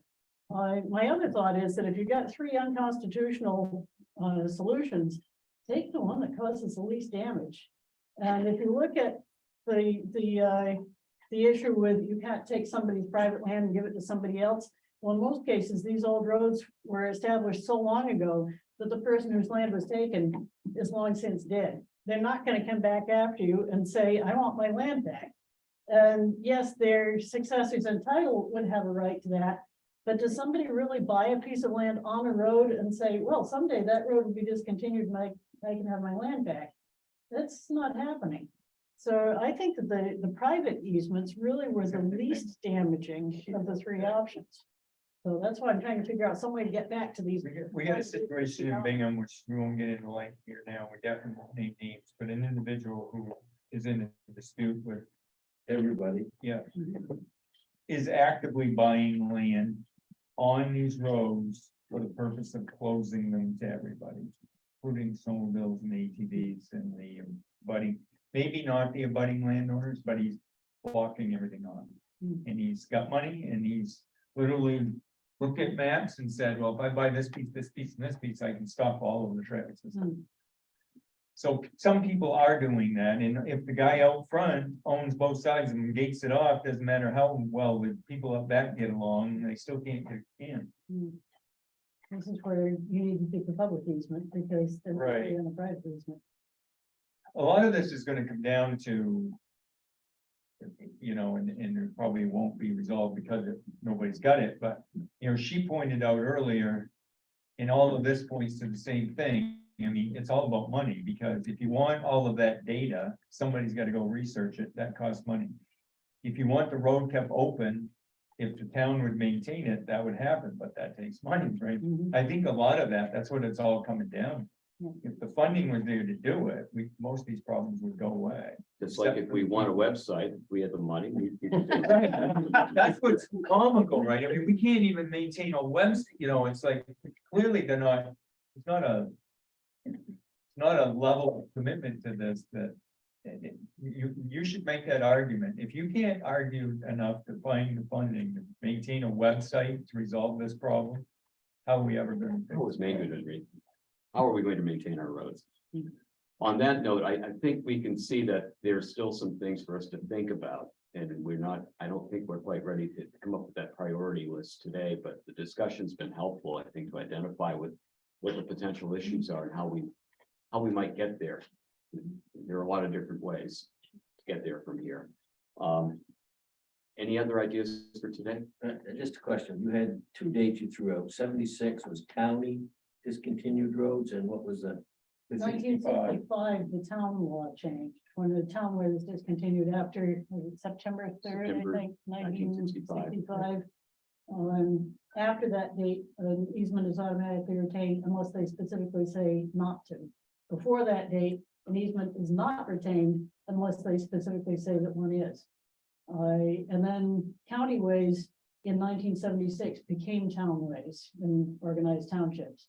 So after 1976, that applies to county ways, but there was no change in the county law saying that there would be an easement retained if they didn't specifically say the road belonged. So does that mean there's no such thing as a county way at this point? There still are county ways, but they're in the unorganized territories.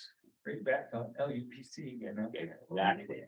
Exactly. And what happened is in 76, the legislature rewrote all the state highway laws and road Right. laws for municipalities, counties and all. And that's also the time when what used to be private ways that the farmer would lay out to get crops to town became public easements. So then we wound up with that term, public easement. And yeah. Okay, thank you.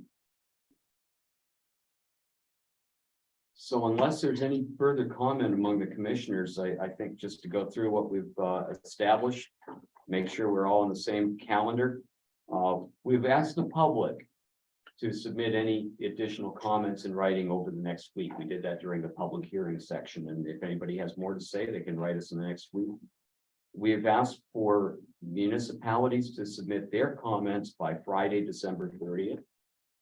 We will all be reviewing all of those comments and the materials Roberta had sent out to us earlier, as well as the comments that we've received that Vivian sent to us yesterday and today, and what we've heard in the public hearing. And we will put together our priorities and issues and their possible resolutions.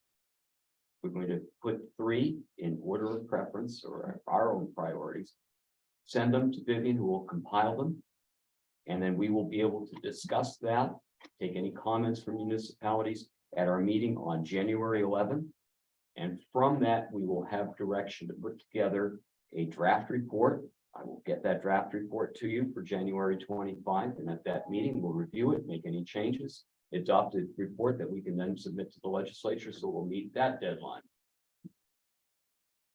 All set. And we'll celebrate the holidays and all of that too. So January, just end the day, January 4th or sometime January 4th. Sure, yeah.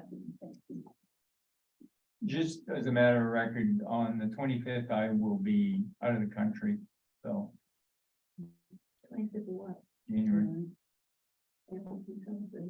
Yeah, there you go. I won't be here. Another day to celebrate. You can 225th in a row. There you go. Well, we'll get the draft report out in advance. So if you had any comments, if you could send those to us, that would be Yeah, I great. mean, me being me, I'll probably be checking email, but that'll be one of the best things. Very good. Vivian, seeing that the legislature is gonna be putting their committees together here soon, are we gonna have this room? No, we have another room. I've got a list of housekeeping items, including that if are we gonna turn to subcommittees or I feel like we've obviated that. I at don't this think point. for this task, we probably don't need to put together subcommittees. Where we may put subcommittees together is if we come up with a list of, say, five priorities and then an idea of how to address that priority, we might establish a subcommittee for each priority and then come back and report. Then over the course of the next year, we can be talking about that and then get together so that we'd have something substantive to give to the legislature for the following year. But for this, right now, probably, I think we're okay. Does that make sense? Sure does. Can I take a moment to go through a couple housekeeping? Please do. I've had a couple questions in the chat from the public. We're not using the chat officially for purposes of transparency and just to be careful, but to answer the question that is lingering. Anyone who wants a copy of the video recording of this meeting that will be generated afterwards can email me or the commission and I can email it to you separately. We don't have a place to post them. I know that Roberta does her best to get them on the roadways, main roadways, Main Roadways Facebook page. main roadways Facebook page, but short of, It's a public page, so you don't Yeah. have to be on Facebook to get into it. but feel free to email the commission for it. That's info.abandonroadscommission@maine.gov, and I'll get that to you when it's available. Pete, good point. We have room 600 upstairs available for our January meetings. And beyond, we'll decide when we're gonna meet again, because we have I think it's a minimum of 3, maximum of 6 meetings that we're allowed to hold statutorily. So room 600 is upstairs outside the AG's office. Right now, I have it booked for the 1 to 4 timeframe, which is what we had prior to holding this extended meeting for a public hearing, which I think sounds safe. I know that works for Rebecca, and some other folks who said, wait, what? We're meeting at 10? What's happening? Sort of thing, because it was a big change. I think that's it. Is there? Vivian, if people wanted the handout that I had here, I've got that as PDF, Great. so we don't have websites, put it on yet, but You can send it to me, and if people want it, I can send it out. I'll Yeah, I think that would be, because I think Yeah. we could send it out to ATV and snowmobile clubs. It would be yeah. useful tool for so many people, one would see. Yeah, and maybe Rebecca will want to share it. I'm not, that might be a good way to, as a nod to what we've been talking to just various folks. Because I mean, I've had questions from people going, well, what roads are we talking about? And I said, basically any road out there that isn't publicly maintained, could be in question. And this might be a good way for people to check in their own neighborhoods as to what this might mean to them, There are also private roads, which we don't. That's a whole nother thing. Right. Yeah. So they're not publicly maintained, but they're also not abandoned or discontinued roads. Correct, but I know on the ATV and snowmobile side of life, private roads very clearly, we gotta have landowner permission. So, and they're private roads, so whoever the landowner is gotta, or landowners have to provide that. I think the unknown on, in these is, does that, you need to get landowner permission apply if there's a public easement? Maybe yes, maybe no. I think that's sort of been part of the confusion on these quote unquote discontinued roads. Steve, Ryan, Rebecca, any last comments before we move to adjourn? Just that there are a couple more comments in the chat. I just want to make sure you saw those.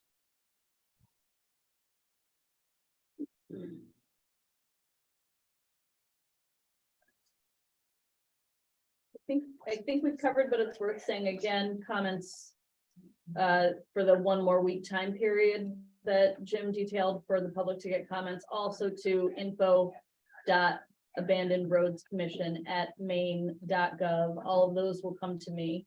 And I'll make sure the commission members get them, just as they have with every other piece of testimony that's come through so far.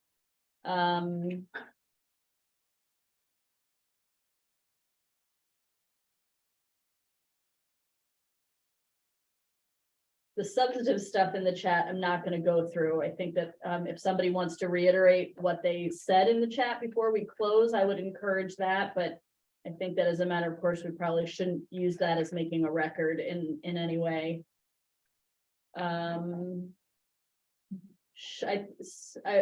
With respect to postmark for the public, sure, if somebody wants to mail it in, postmark a week from now would be perfect. And I will, of course, send a link to the recording to all the commission members per past practice, and you can share it. Actually, I'm not sure that it's shareable. The state system has lockdowns. Roberta has a workaround. I would encourage you to go to the main roadways page. She has found a way to make that happen in a way that I cannot. And what I did for anybody that wants to try it, see if it works for you, is I used the email link that you sent so that I could get onto it. And once I was on the video, I copied the URL from the top of it and pasted that in my Facebook page. And I think if people click on it, they're able to get to the video. It may or may not work. It may just take them back to the same thing, or that's who they enter the email address it came from. I tried that and it didn't work for me, but that could have been, I don't understand how all of this works, but I will continue to work on that, and hopefully I'll try to make sense of this YouTube option so that it is actually helpful. Just as a matter of, so you know, I mean, I think we legally have to allow the postmark, but we've been notified by the state postal service this week that there, between the United States Postal Service and the state postal service, there is approximately a 14-day delay. So we highly recommend use email. Even just email the stuff, scan it and email it, because it could literally be mid-January you getting stuff that was mailed in. So which will be way late for us to just No. Okay. Yeah, that raises another question. If we want to ask another member of the commission something, can we just email them, or does it have to go to everybody, or do people check the things that go to everybody? Well, it's one, you could email someone asking a question, but the answer should be received in public. That's the problem.